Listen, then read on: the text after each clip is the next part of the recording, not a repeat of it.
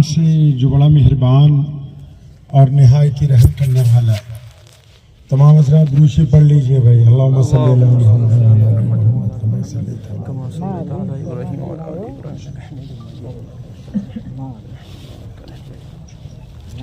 سب تو پہلا پنجابی دے وچ ایک شعر سنانا تھانوں, ٹھیک ہے, کیونکہ اسی پنجابی ہاں تے پہلا پنجابی کہندا ہے کہ جتھے میرے حضور دے قدم لگے صلی اللہ علیہ وسلم صلی اللہ علیہ وسلم صلی اللہ علیہ وسلم, جتھے میرے حضور دے قدم لگے اس تھاں ورگی کوئی تھاں نہیں ہو. کہتا جہاں ہمارے نبی علیہ السلام کے قدم مبارک لگ گئے ویسی اب کوئی اور زمین نہیں ہے. جتھے میرے حضور دے قدم لگے اس تھاں ورگی کوئی تھاں نہیں ہو. جس دیاں قسماں عرش تے رب کھاوے اس نا ورگا کوئی نا نہیں ہو.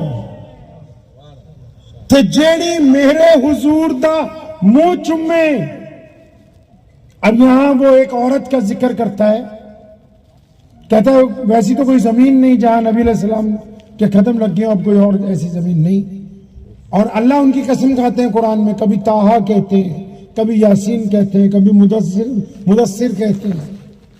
اب یہاں ایک عورت کا ذکر کر رہا ہے, کہتا ہے ایک عورت ہے جو بار بار نبی علیہ السلام کا ماتھا بھی چومتی ہے, آنکھیں بھی چومتی ہے, ہونٹ بھی چومتی ہے, نبی علیہ السلام کے چہرے انور کو بار بار چومتی ہے. اب اس کا ذکر بھی ساتھ میں کر رہا ہے کہ جتھے میرے حضور دے قدم لگے اس تھاں ورگی کوئی تھاں نہیں ہو. جس دیاں قسماں عرش تے رب کھاوے اس نا ورگا کوئی نا نہیں ہو. تے جیڑی میرے حضور دا منہ چومے اس ماں ورگی کوئی ماں نہیں ہو. چلو چلیے جالیاں کول بھئیے وہ دی چھاں ورگی کوئی چھاں نہیں. عمار بن یاسر رضی اللہ تعالیٰ عنہ کو نا ایک درخت کے ساتھ باندھا ہوا کھانے کعبہ کے باہر, اور ابو جہل مار رہا ہے ان کو. بھائی کیا ہوا, عمار کیوں مار رہے اس کو؟ عمار کیونکہ غلام ہے, غریب ہے, مجبور ہے. مار کیوں رہے ہو؟ کیونکہ عمار محمد رسول اللہ صلی اللہ علیہ وسلم کے دستے مبارک پر کلمہ پڑھ چکا ہے, اس لیے مار رہے ہیں. اب ابو جہل عمار کو مارتا مارتا جب تھک گیا تو چنانچہ وہاں سے امیہ گزرا. امیہ ایک بڑا بدماش تھا مکے میں, اور وہ حضرت بلال رضی اللہ تعالیٰ عنہ کا مالک بھی تھا. بلال ان کے غلام تھے. اب وہ جب گزرا امیہ, ابو جہل نے دیکھا کہ اپنا یار جا رہا, اس نے اس کو آواز ماری کہ امیہ یار یہ عمار کی ہم پٹائی کرتے ہیں, یہ مانتا نہیں ہے.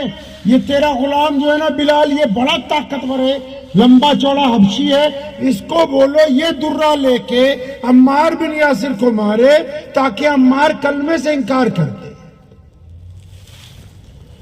اب ان کے لیے کیا مشکل تھا. امیہ نے اپنے غلام سیدنا بلال رضی اللہ تعالیٰ عنہ کو کہا کہ بلال یہ درہ اٹھاؤ اور عمار بن یاسر کی کھال ادھیڑ دو.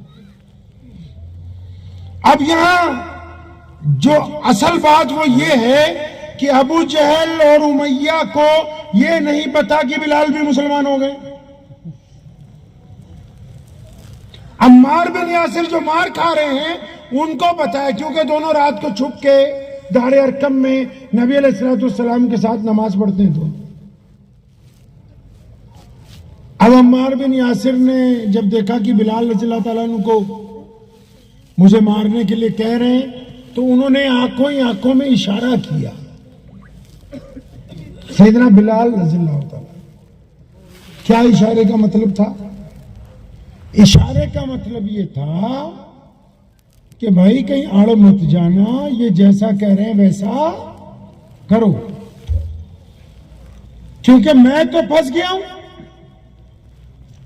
اب کم سے کم تم تو بچ جاؤ. بلال سمجھ گئے ان کا اشارہ, آگے پڑے, زمین پر درہ گرا ہوا تھا, درہ اٹھایا اور ہوا میں تیز تیز لہرانے لگے. عمار بن یاسر کی آنکھوں میں آنکھیں ڈالی اور ایک دم بجلی کی تیزی سے پلٹے اور وہ درہ ابو جہل کے منہ پر مارا پھینک کے فرمایا تو کیا سمجھتا ہے عمار اکیلے؟ میں بلال بھی تو محمد الرسول اللہ کا غلام.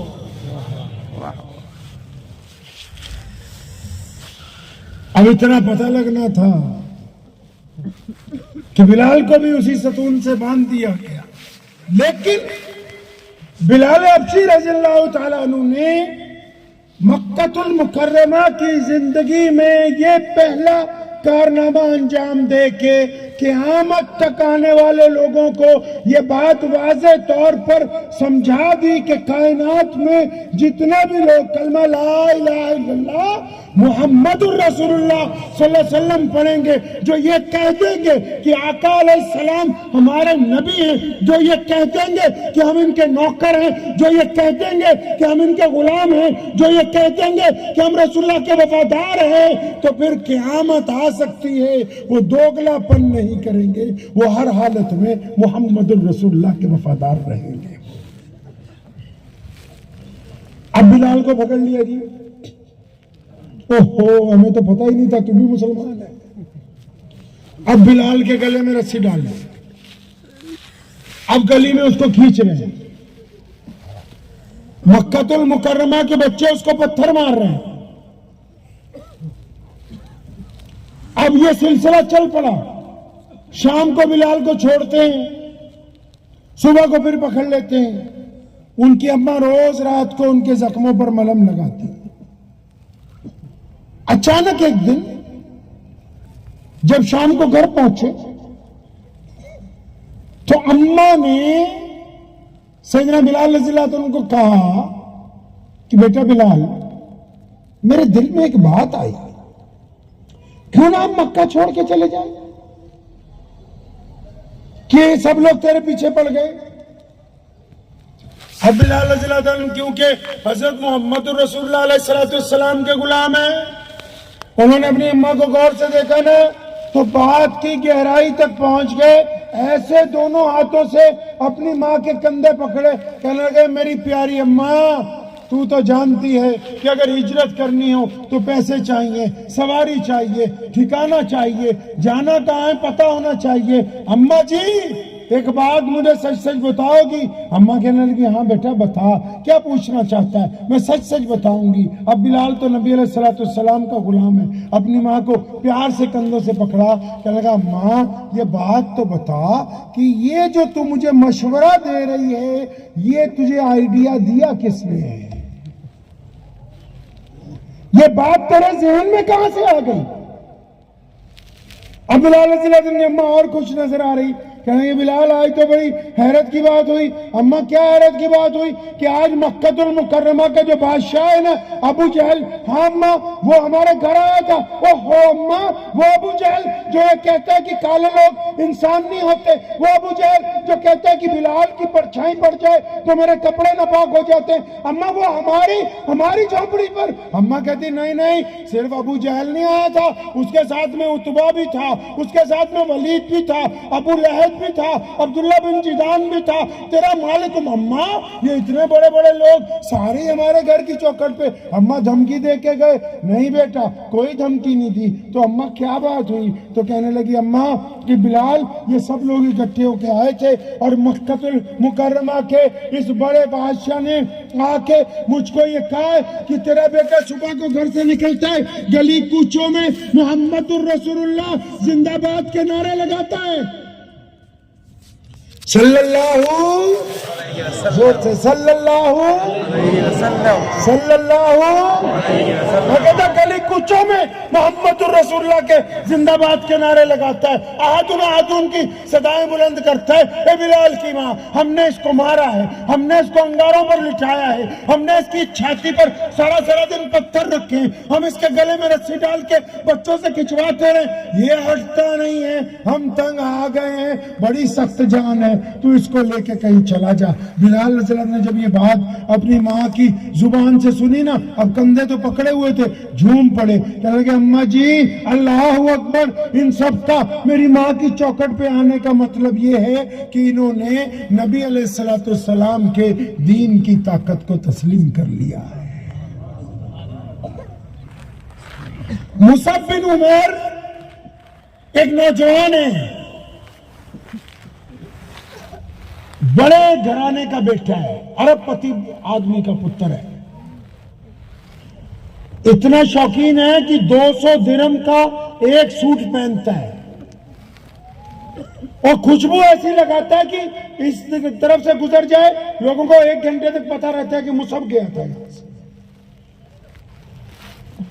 اس خوبرو نوجوان کی ایک دن نبی علیہ السلام سے سامنا ہوا اور ایسا نورانی چہرہ دیکھا کہ پیارے پیغمبر علیہ السلام کے دستے حق کے اوپر کلمہ لا الہ الا اللہ محمد رسول اللہ۔ اب مصعب کے والد کا تو انتقال ہو گیا ہے، سارا بیوپار جو ہے اس کا چچا چلاتا ہے۔ اب یہ گھر پہنچے، چچا کو کسی نے انگلی لگا دی کہ بھائی تمہارا بھتیجا تو محمد رسول اللہ صلی اللہ علیہ وسلم کے پیچھے لگ گیا، نعوذ باللہ۔ اچھا، اب چچا نے اس کو اپنے آفس میں بلایا، بڑے لوگ ہیں، تو مصعب پتہ لگا تم نے ہمارے آبا و اجداد کا دین چھوڑ دیا، تم محمد رسول اللہ صلی اللہ علیہ وسلم کے ساتھ لگ گئے۔ مصعب نے کہا ہاں چچا، سچ سنا ہے آپ نے، کچھ جھوٹ نہیں سنا اس میں۔ اب کیونکہ چچا پاور میں ہے، اب پاور والے لوگوں میں 2 باتیں ہوتی ہیں۔ ایک تو پاور والے لوگ ایسے ہوتے ہیں جو کہ خدا کا خوف دل میں رکھتے ہیں، چاہے وہ کوئی بھی دھرم کے ہوں۔ ایک پاور والے لوگ ایسے ہوتے ہیں جو صرف اپنی طاقت پر یقین رکھتے ہیں۔ اب مصعب کے چچا کو صرف اپنے پیسے پر گھمنڈ ہے، اپنی طاقت پر گھمنڈ ہے۔ وہ مصعب کو دھمکی دینے لگا، مصعب تجھے پتا ہے میں اور تیرا باپ اکٹھے کاروبار کرتے ہیں، ساری جائیداد ہماری ہے، اب بھی کاروبار میں ہی دیکھتا ہوں، تو تو نئے نئے کپڑے پہنتا ہے، خوشبوئیں لگاتا ہے، دعوتیں اڑاتا ہے، تو نے تو آج تک کیا کچھ نہیں۔ اگر محمد الرسول اللہ صلی اللہ علیہ وسلم کی طرف جائے گا تو جائیداد میں سے کچھ بھی تجھے نہیں دے گا۔ اب چچا یہ سمجھ رہا ہے کہ جیسے ہی جائیداد چھٹے گی مصعب گھٹنوں کے بل پہ آ جائے گا، مصعب معافی مانگے گا۔ اب مصعب بن عمیر رضی اللہ عنہ نے کیا کہا، چچا میں جن کے دستے حق پر ایمان لے کے آیا ہوں نا، جائیداد تو چھوٹی چیز ہے، میں تو ان کے نام پر اپنی جان بھی قربان کر سکتا ہوں، تو رکھ لے، تو ہی رکھ لے، ساری تو رکھ لے۔ اب اس کو غصہ چڑھ گیا اور اب اس نے کہا اپنے آفس میں ہی دفتر میں مصعب کو کھڑا کیا ہوا ہے اپنی حویلی میں، کہہ رہا مصعب اچھا ایسا کر، اب تو مان تو رہا نہیں، جائیداد میں سے تو بے دخل ہے، اس وقت تیرے پاس جو کچھ ہے، جو درہم و دینار تیرے پاس اس وقت ہے، اور یہ باہر جو تیری سواری کھڑی ہے، بہترین اونٹ کھڑا ہے، یہ بھی یہیں چھوڑ کے جانا ہوگا، میں یہ نہیں دوں گا تجھے، اپنی جیبیں خالی کر۔ اب مصعب بن عمیر رضی اللہ تعالیٰ جو عاشق ہوتے ہیں نا، عاشق جو ہوتے ہیں نا جی، عاشقوں کا ڈھنگ ہی کچھ اور ہوتا ہے۔ عاشق کبھی یہ نہیں چاہتے کہ ان کے عشق کا اظہار ہو۔ دلی کی جامع مسجد کی سیڑھیاں ایک جرنل انگریز چڑھ رہا تھا، 1932 کے آس پاس کی بات ہے، وہ چڑھا تو وہاں مسلمان گداگر بیٹھے تھے کہ اللہ کے نام پر کچھ دے جاؤ، وہ رکا، اس نے اپنا بٹوا نکالا، کچھ پیسے ایک مسلمان گداگر کو دیے اور وہ چلا گیا اندر۔ تو جب وہ اندر جا رہا تھا تو اس کی جیب میں سے وہ بٹوا وہیں پر گر گیا۔ اب یہ مسلمان گداگر اٹھا، اس نے وہ بٹوا اٹھا کے اپنے پاس سنبھال لیا، اس کا ارادہ یہ ہے کہ جب وہ واپس آئے گا تو میں اس کو یہ لوٹا دوں گا۔ وہ واپس آیا ہی نہیں، اردو بازار کی طرف سے سیڑھیاں چڑھا، جامع مسجد کا دورہ کیا اور دوسری طرف کے دروازے سے باہر چلا گیا۔ 10 سال گزر گئے، 40 کی دہائی میں پھر اس کی ڈیوٹی دلی میں لگ گئی اس انگریز جنرل کی۔ اب کی باہر وہ اپنے بیوی بچوں کو لے کے آیا ہے، کہ چلو دلی میں تو رہ رہے ہیں, تمہیں شاہجہانی مسجد دکھاتے ہیں. یہ جامع مسجد کا نام جامع مسجد نہیں ہے, شاہجہانی مسجد ہے. کہ چلو تمہیں شاہجہانی مسجد دکھاتے ہیں. اب وہ اپنے بچوں کو لے کے جب سیڑھیاں چڑھ رہا ہے, اب مسلمان گداگر نے دیکھ لیا کہ وہی صاحب ہیں جو 10 سال پہلے آئے تھے. اب اس نے ان کو آواز دے کے روکا کہ صاحب رک جائیے, آپ کی ایک امانت میرے پاس ہے. تو اس انگریز نے پوچھا بھئی میں تجھے کیا امانت دے کے گیا ہوں, میری تو کوئی ایسی امانت نہیں ہے. کہنے لگا نہیں رکو. اس نے اپنی گدڑی میں سے اندر سنبھال کے بہت سے کپڑوں میں لپیٹ کے ایک چمڑے کا بہترین بٹوا رکھا ہوا تھا, وہ نکالا اور اس انگریز کو دیا کہ یہ آپ لے لیجئے, آپ کا گر گیا تھا. اس نے دیکھا, پہچان گیا کہ واقعی میرا بٹوا ہے. تو اس نے اس کو کہا, اس غریب کو, اس مانگنے والے کو, کہنے لگا تیرا دماغ ٹھیک ہے, تو پاگل ہے؟ تو اس نے پوچھا کیوں, آپ مجھے پاگل کیوں کہتے ہیں؟ کہنے لگا اس بٹوے میں اتنے پاؤنڈ ہیں کہ تو چاہتا تو ایک اچھا گھر خرید لیتا. اس بٹوے میں انگریز سلطنت کی اتنی دولت پڑی ہوئی ہے کہ تو چاہتا تو اچھا گھر خریدتا یا دکان بناتا, کام کرتا. تو نے اتنے سال سے کھول کے بھی نہیں دیکھا اس میں ہے کیا؟ تو اس گداگر نے یہ کہا تھا اس انگریز کو. کہنے لگا صاحب آپ چلے جاؤ, آپ نہیں سمجھیں گے, یہ عشق کی باتیں ہیں. اب جو اتنا کہہ کے وہ گداگر پلٹ آیا تو انگریز کے پاؤں رک گئے. وہ اس گداگر کے پاس ہی بیٹھ گیا. کہنے لگا اس بٹوے میں کیا عشق ہے, اب جب تک تم مجھے بات نہیں سمجھاتے میں آگے کیسے جاؤں؟ اب اس نے اسے کہنا شروع کیا. کہنے لگا بات سنو, میں ایک مسلمان ہوں, میں گداگر ہوں, سارا دن مسجد کی سیڑھیوں پر بیٹھتا ہوں, اپنے رب کے نام پر لوگوں کو آوازیں دیتا ہوں. تم آئے تھے, بٹوا گر گیا تھا, میں نے بٹوا اٹھا لیا, تمہارے انتظار میں تھا, میں نے سنبھال کے رکھا, تم نہیں آئے. میں نے اس کو اتنے سال اس لیے سنبھال کے رکھا کہ تم اپنے آپ کو عیسائی کہتے ہو, تم عیسیٰ علیہ السلام کی امت میں سے ہو. اب میرے دل میں پہلے دن سے ایک بات ہے کہ ایک گداگر سن لے کان کھول کے کہ کل قیامت کو اس کے نبی نے اگر تیرے نبی کو تانا مار دیا کہ تیرے گداگر نے میرے ایک امتی کا بٹوا چھپا لیا تھا, تو میرے نبی کو کہیں خفگی نہ اٹھانی پڑے. اپنے نبی کی عزت کے لیے اس بٹوے کو سنبھال کے رکھا ہوا ہے. عشق تو آج بھی ادا ہوتا ہے. یہ عمار بن یاسر اور بلال رضی اللہ تعالیٰ عنہ, مصعب بن عمیر جو عشق دکھا رہے وہ عشق تو آج بھی ادا ہوتا ہے. اب مصعب کو چچا کو اور غصہ آ گیا, سب پیسے بھی نکلوا لیے. اب مصعب جب باہر نکلنے لگا وہ ضلالت پر اتر آیا. اس نے مصعب کو ادھر بلایا, کہتا ادھر آ, یہ جو قیمتی کپڑا پہنا ہوا ہے, یہ جو قیمتی کرتا پہنا ہوا ہے, یہ ہمارے پیسے کا ہے. جبہ اتارو. مصعب نے جبہ اتارا تو اس کو کہنے لگا یہ جو زیر بند کپڑا باندھا ہوا ہے یہ بھی اتارو, ہمارے پیسے کا ہے. وہ بھی اتروایا, سر سے لے کے پیر تک برہنہ کر دیا. تمام کپڑے مصعب بن عمیر جیسے نوجوان کے اتار لیے. چچا کے ذہن میں ہے کہ کپڑے اترواؤں گا, ڈر جائے گا, بھیک مانگے گا, کہے گا کہ مجھے معاف کر دو. مصعب نے کوئی پرواہ نہیں کی, ویسے ہی چلتا ہوا اپنی ماں کے کمرے میں گیا. اماں نے دیکھا بیٹا سر سے پیر تک بنا کپڑوں کے ہیں, آنکھوں پہ ہاتھ رکھ لیے. پوچھا بیٹا یہ کیا ہوا؟ مصعب کہنے لگا اماں, چچا نے محمد رسول اللہ کے دین کی وجہ سے سب کچھ چھینا ہے. اماں تو پتہ ہے جب میں پیدا ہوا تھا میرے لباس نہیں تھا, تو وہ خاتون ہے جس نے مجھے کپڑے پہنائے, آج تیرا بیٹا پھر بے لباس کر دیا گیا.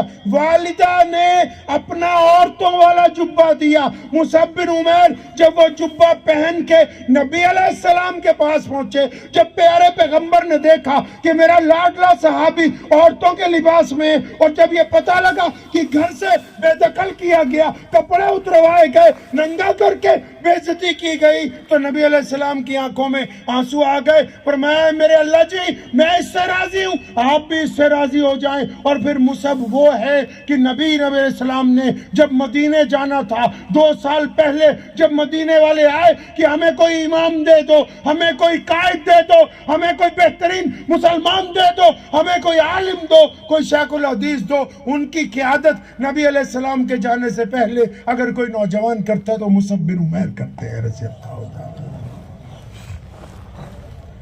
نبی علیہ السلام खाना काबा में बैठे हैं टेक लगा के बैतुल्ला से, और मक्के में बैतुल्ला के बाहर एक बंदा परेशान फिर रहा है। परेशान क्यों है भाई, क्या बात है? वो कहता जी मैं मक्के के करीब कबीला बनु सुमेल का रहने वाला हूं, वहां से ऊंट लेके आया था, यहां मंडी में बेचे, अब जिसने ऊंट खरीदे वो पेमेंट नहीं कर रहा। अब वो लोगों को पूछता फिरता है मक्के में कि कोई है यहाँ जो मेरी मदद करे।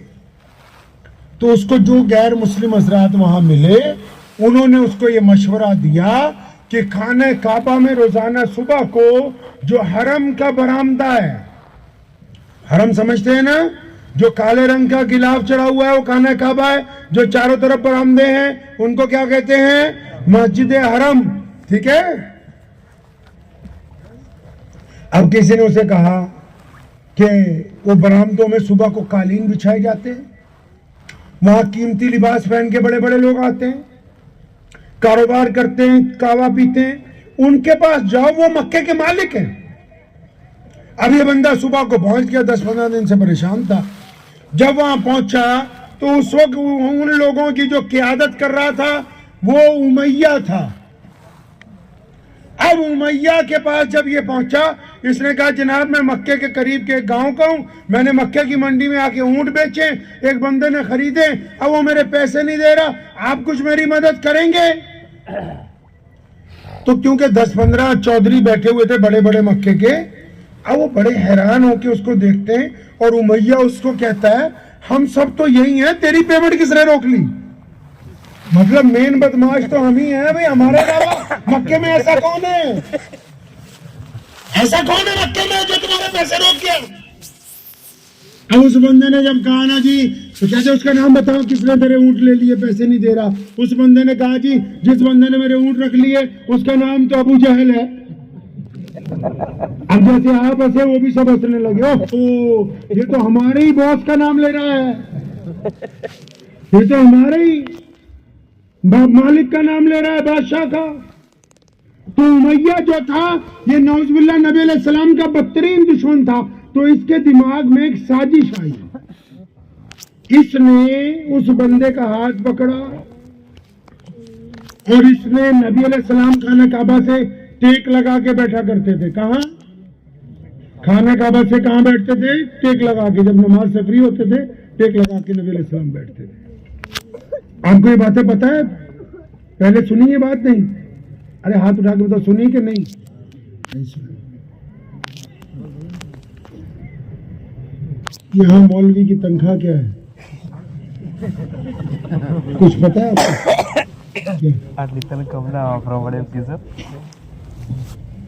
16। 15 को अगर 30 पे डिवाइड कर दे तो 500 रुपये दिहाड़ी हुई। मजदूर की क्या दिहाड़ी है? मिस्त्री की? तो तुमने अपना मौलवी उससे भी नीचे रखा हुआ है।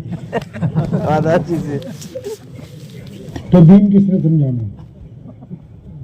मोबाइल कंपनी का चाहिए, गाड़ी कंपनी की, कपड़े कंपनी के, हाँ जी, और दीन बोलो हम सभी मुफ्ती है। केला बेचने वाला भी फतवा दे रहा है, पान वाला भी फतवा दे रहा है, डॉक्टर तो बोलता है मैं शेखुल हदीस हूँ, और इंजीनियर बोलता है मैं मुफ्ती हूँ, और जो ट्रस्टी है वो तो कहते हैं हम बड़े मुफ्ती हैं शूरा के। सदर कहता मुझे ज्यादा दीन पता है। ये मजाक में नहीं कह रहा, मैं आप लोगों को ये समझा रहा हूँ कि आपने अपने इमाम को इतना नीचे रखा है कि उसके पास फुर्सत ही नहीं है कि या तो 10,000 में बच्चे पाले या सीरतुन नबी की किताबें ले आए खरीद के और आपको हुजूर सल्लल्लाहु अलैहि वसल्लम की जिंदगी सुनाए। शादियों में बर्बादी के लिए पैसा है, गाड़ियों में बर्बादी के लिए पैसा है, अपने औलमा की खिदमत के लिए। ये तो बीच में बाद में इसलिए ले आया ताकि आपको ये अंदाजा हो कि जहां से दीन आना है सीखना है, हम उनके पास ही नहीं जा रहे फुर्सत में, ना उनके पास बैठ रहे हैं, نہ ان کو یہ کہہ رہے ہیں کہ حضرت کوئی نئی کتابیں سیرت النبی کی آئی ہوں ہم سیٹ خرید دیتے ہیں. تو جو کتاب تو ہے وہ 1 روپے کی تو آئے گی نہیں, یا 50,000 کا سیٹ ہوگا, یا باہر بیروت سے منگائیں گے, یا کم از کم سعودی عرب سے منگائیں گے. کیا بڑے بڑے سیٹ جو ہیں وہ کم سے کم 30-40,000 کے ہیں. بولے نہیں, ہمیں کتابوں کی ضرورت نہیں ہے. ایڈیڈاس کی جوتی پہننی ہے جو 20-22 ہزار کی آتی ہے, تو جوتیوں کی ضرورت ہے, کتابوں کی. یہ بیچ میں گفتگو تو میں اس لیے لے آیا کہ یہ باتیں یہ احادیث ہیں, یہ صحیح مستند حضور صلی اللہ علیہ وسلم کا واقعہ ہے کہ نبی علیہ السلام ٹیک لگا کے بیٹھے اور وہ سائل آیا, امیہ نے اس کو کہا کہ وہ دیکھو وہ جو سامنے خانہ کعبہ سے ٹیک لگا کے بیٹھے ہوئے. اب یہ بندہ نبی علیہ السلام کے پاس جب پہنچا ہے تو یہاں پر ایک بات اور آپ کو سمجھا دوں کہ امیہ دشمن ہے نبی علیہ السلام کا, دشمن ہے نا, بدر میں مارا بھی گیا ہے دشمن, لیکن نبی علیہ السلام کے دشمن کا بھی اس بات پر پکا یقین ہے کہ در رسول پر اگر کوئی جائے گا تو خالی واپس آنے والا نہیں ہے. دشمن بھی یقین رکھتا ہے کہ محمد رسول اللہ کے چوکھٹ پہ اگر یہ اس نے اپنی فریاد لگا دی, فریاد سنی جائے گی, اس کو دھتکارا نہیں جائے گا. نبی علیہ السلام کے دربار میں جا کے اگر اس نے عرضی پیش کر دی تو عرضی پر کاروائی ہوگی, عرضی مسترد نہیں کی جا سکتی, کیونکہ اللہ کے بعد کائنات میں اگر کسی کا مرتبہ ہے تو محمد رسول اللہ صلی اللہ علیہ وسلم. نئے مولوی بھی بیٹھے ہیں, بچے بھی بیٹھے ہیں, ان کو ایک مسئلہ سمجھا دوں, یہ واقعہ بعد میں پورا کر کے سناتا ہوں. مشورہ دے رہا ہوں, فتویٰ نہیں دے رہا. اب جو میں آپ کو بات کہنے جا رہا ہوں وہ مشورہ ہے, فتویٰ نہیں ہے. ایک اچھا ڈاکٹر کون ہے دوسرا ڈاکٹر بتائے گا, اچھا انجینئر کون ہے دوسرا انجینئر بتا سکتا ہے, اچھا عالم کون ہے دوسرا عالم بتا سکتا ہے. تو نبی کا کیا مقام ہے یہ کون بتائے گا بھائی؟ نبی کا مقام تو کوئی نبی ہی بتا سکتا ہے. اور جب ہمارے پیارے نبی حضرت محمد رسول اللہ زور سے صلی اللہ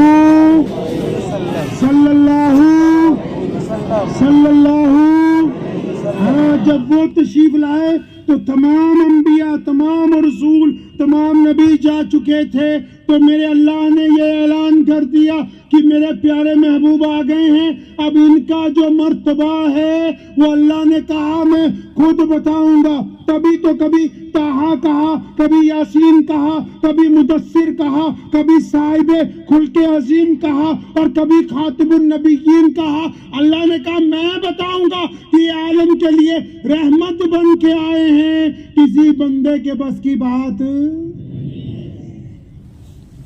ہمارا جو اتہاس ہے 1000 سال کا, امام ابو حنیفہ سے لے کے شاہ ولی اللہ محدث دہلوی علیہ رحمہ تک کوئی ایسا مولوی پیدا ہی نہیں ہوا جس نے کبھی نبی علیہ الصلوۃ والسلام کی ذات مبارک کو لے کے کبھی کوئی بحث کی ہو. یہ اللہ معاف فرمائے آج کل ایسے نکھٹو پیدا ہو گئے, کچھ یہ بتاتے ہیں کہ ان کی حد کیا ہے, کچھ یہ بتاتے ہیں کہ ان کی حد کہاں تک ہے. ارے نبی کی حدود کائنات کا کوئی بندہ طے نہیں کر سکتا ہے. مشورہ یہ ہے کوئی بھی ہو, میں ہوں آپ ہیں, اپنی لائن میں اوقات سے باہر نہیں جانا ہے. نبی علیہ السلام کی ذات مبارک تمام تنازعات سے پاک ہے. نبی علیہ السلام کی ذات مبارک تمام بحث و مباحثے سے پاک ہے. ان کی ذات مبارک کو لے کے چوچرا کرنا گناہ کبیرہ ہے, چاہے وہ ادھر والے کریں یا ادھر والے کریں. نبی کی شان میں لے کے بحث ہی کرنا گناہ ہے.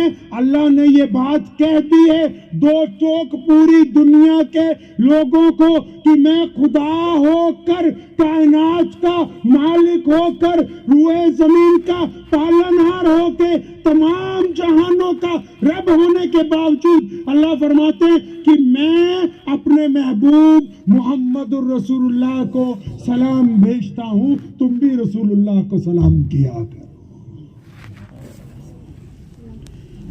اپنے اوقات سے جب باہر جائیں گے، ایک تھانے دار ہوتا ہے نا، اس کا ایک ایریا ہوتا ہے، کلیکٹر کا بھی ایک ایریا ہوتا ہے، ڈی ایم کا بھی ایک ایریا ہوتا ہے، سی ایم کا بھی ایریا ہوتا ہے، وہ اپنے ایریے میں اچھے لگتے ہیں۔ اور اگر کوئی بندہ اپنی حیثیت سے باہر کی بات کرے، ہم لوگ عام گفتگو میں کہتے ہیں کہ اپنے اوقات سے فاضل باتیں مت کرو۔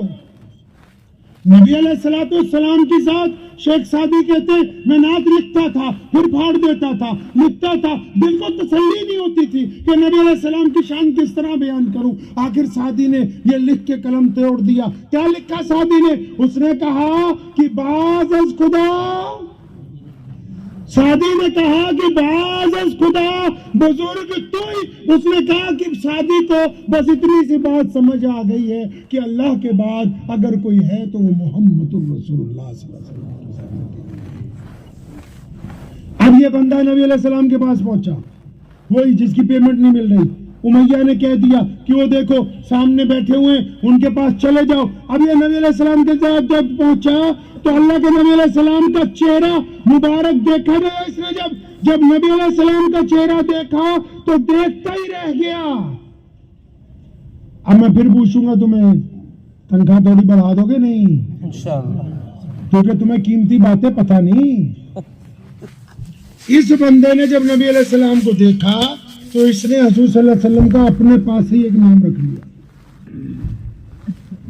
جو بھی لوگ ہمارے نبی علیہ السلام کو پہلی بار دیکھتے تھے وہ اپنے پاس سے نام رکھ لیتے تھے۔ آپ کو پتا ہے 1,24,000 صحابہ میں سے 313 بدری صحابہ میں سے اور 10 مبشرہ میں سے کوئی ایک صحابی رسول صلی اللہ علیہ وسلم ایسا نہیں جس نے نبی علیہ السلام کا حلیہ مبارک بیان کیا ہو۔ ایک عورت ہے بالکل دیہاتی، جنگل میں رہتی ہے، جھونپڑی بنائی ہوئی ہے۔ نبی علیہ السلام صرف چند لمحوں کے لیے اس کے گھر رکے تھے۔ ام معبد اس کا نام ہے۔ پیغمبر علیہ السلام ابو بکر صدیق رضی اللہ عنہ کے ساتھ اس کے گھر روکے اور وہاں دودھ پیا، چلے گئے۔ اور ام معبد کا خامد ابو معبد جب شام کو آیا تھا، اس نے کہا ام معبد آج گھر میں روشنی ہے، آج گھر میں بہترین خوشبو ہے، آج گھر میں وافر مقدار میں کھانا پڑا ہوا ہے۔ ام معبد یہ گھر ویسا نہیں ہے جیسا صبح میں چھوڑ کے گیا تھا، سچ سچ بتا ہمارے گھر کون آیا تھا؟ ام معبد بھی حضور صلی اللہ علیہ وسلم کا نام پوچھنا بھول گئی تھی، چہرے انور ہی دیکھتی رہی۔ امام بخاری نے نبی علیہ السلام کی زلفوں کا ذکر ام معبد سے روایت کیا، چہرے کا ذکر ام معبد سے روایت کی ہے، آنکھوں کا ذکر ام معبد سے روایت کیا ہے۔ ام معبد کہتی ہے، کہنے لگی ابو معبد اللہ کی قسم میں تو اتنا نورانی چہرہ کبھی دیکھا ہی نہیں، میں تو ان کو دیکھتی رہ گئی، لیکن اتنا پتا ہے جو میرے گھر آج آیا تھا نا وہ بڑا مبارک تھا۔ اس نے اپنے پاس سے نام رکھا ہے۔ اب یہ جو بندہ جو پریشان ہے، یہ نبی علیہ السلام کے پاس جو پہنچا، اس نے سلام کیا ہے کہ سلام ہو اے پیاری صورت والے۔ نبی علیہ السلام کو سونی صورت والا کہا، اس نے کہا پیاری صورت والے سلام ہو۔ اب میرے نبی علیہ السلام نے جو بات اس کو پلٹ کر کہی ہے نا تو یہ سن کے رونے لگا۔ کیا کہا ہے بتا نبی علیہ السلام نے؟ بتا نبی علیہ السلام نے کیا کہا بھائی؟ بولو تنخواہ نہیں بڑھائیں گے۔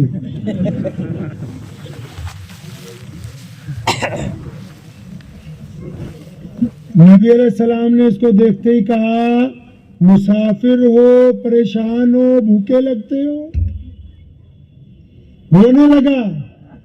پیاری صورت والے آپ سچ کہتے ہیں، مسافر ہوں، پریشان ہوں، بھوکا ہوں۔ اب نبی علیہ السلام نے فوراً اٹھ کے کھڑے ہو گئے، اس کا ہاتھ پکڑا۔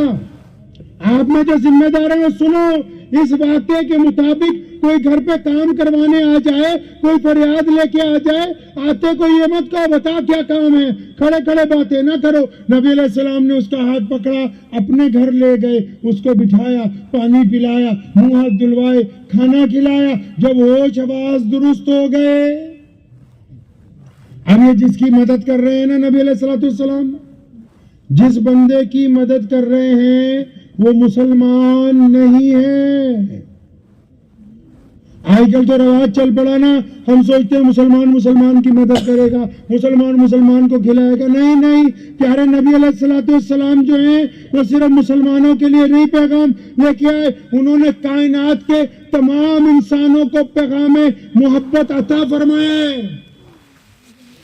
وہ مسجد نبی علیہ السلام میں بیٹھے, ایک لڑکی کو سامنے سے صحابہ کرام رضی اللہ تعالیٰ اجمعین کا دستہ پکڑ کے لایا. اب دور سے دیکھا کہ وہ جو بٹیا آ رہی ہے اس کے سر پر چادر نہیں ہے. نبی علیہ السلام نے اپنی مبارک چادر اتار کر ایک صحابی کو پکڑائی, فرمایا دوڑ کے جاؤ, وہ جو سامنے بٹیا آ رہی ہے اس کے سر کے اوپر جا کے میری چادر ڈال دو. چادر کون سی؟ طٰہٰ یاسین والی چادر. ارے چادر کون سی بھائی؟ ابھی بھی نہیں تمہیں پتہ لگا چادر کون سی؟ میں پھر بتاتا ہوں. معراج میں جانا تھا نبی علیہ السلام نے اللہ سے ملنے. ام ہانی کے حجرے میں سو رہے ہیں مکہ المکرمہ میں, خانہ کعبہ سے چند قدم کی دوری پر. جبریل آ گئے اور جبریل امین جب پہنچے براق کو باندھا. وہ جب اس کمرے میں گئے جہاں نبی علیہ السلام آرام کر رہے تھے, اب انہوں نے دیکھا کہ نبی علیہ السلام تو گہری نیند میں ہیں, تو انہوں نے اللہ کو کہا جبریل امین نے کہ آپ کے محبوب سو رہے ہیں, آپ کہہ دیں تو میں آواز دے کے اٹھاؤں. تو جواب آیا یہ ٹھیک ہے کہ تو فرشتوں کا سردار ہے, لیکن اتنا بڑا نہیں بنا کہ میرے نبی کو آواز دینے کی جرات کر سکتا ہے. اب جبریل امین نے پھر کہا یا اللہ آواز نہیں دینی, ہاتھ سے نبی علیہ السلام کے کندھے مبارک یا جسم مبارک کو ہاتھ لگاؤں. پھر حکم آ گیا اور ٹھیک ہے تو روح الامین ہے, لیکن محمد رسول اللہ کے جسم مبارک کو چھو لے, ابھی اتنی حیثیت تک نہیں پہنچے. اب جبریل بھی حیران, اٹھانا کیسے ہے, میٹنگ کا بھی ٹائم ہو رہا ہے, اللہ تعالیٰ سے ملنا ہے, آج سارا وقت روک دیا گیا ہے کائنات کا. اب اللہ نے کیا کہا جبریل کو کہ چل ادھر آ جا. کس طرف یا اللہ؟ فرمایا میرے محبوب کے پیروں کی طرف, پیغمبر اعظم صلی اللہ علیہ وسلم کے قدموں کی طرف. جبریل امین آ گئے. اب اللہ کا دوسرا گما, جبریل اپنا گھٹنا زمین پہ لگاؤ. جبریل نے گھٹنا زمین پہ لگائے. تیسرا گما, جبریل اپنے ٹھنڈے ٹھنڈے ہونٹ محمد رسول اللہ کے تلووں سے لگا دے تاکہ ان کی ٹھنڈک کے ساتھ آنکھ کھل جائے. ابھی نہیں سمجھ آئی؟ اتنی قیمتی چادر ہے کہ جبریل جس کو ہاتھ نہیں لگا سکتے بوسہ دے سکتے ہیں. اتنی قیمتی چادر ہے وہ کہ کائنات کا سب سے بڑا فرشتہ اس چادر کو نہیں ہاتھ لگا سکتا.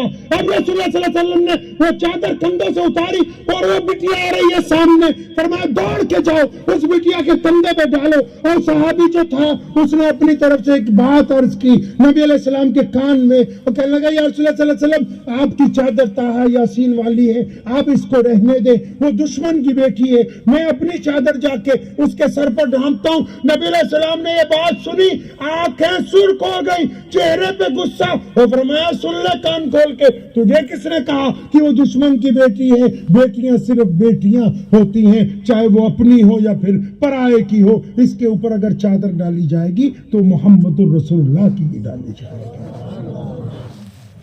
اور وہ جو بیٹی آ رہی ہے نا, وہ معمولی آدمی کی بیٹی نہیں ہے, وہ حاتم طائی کی بیٹی ہے. حاتم طائی ایک بادشاہ تھا جو بہت بانٹتا تھا اللہ کے راستے میں.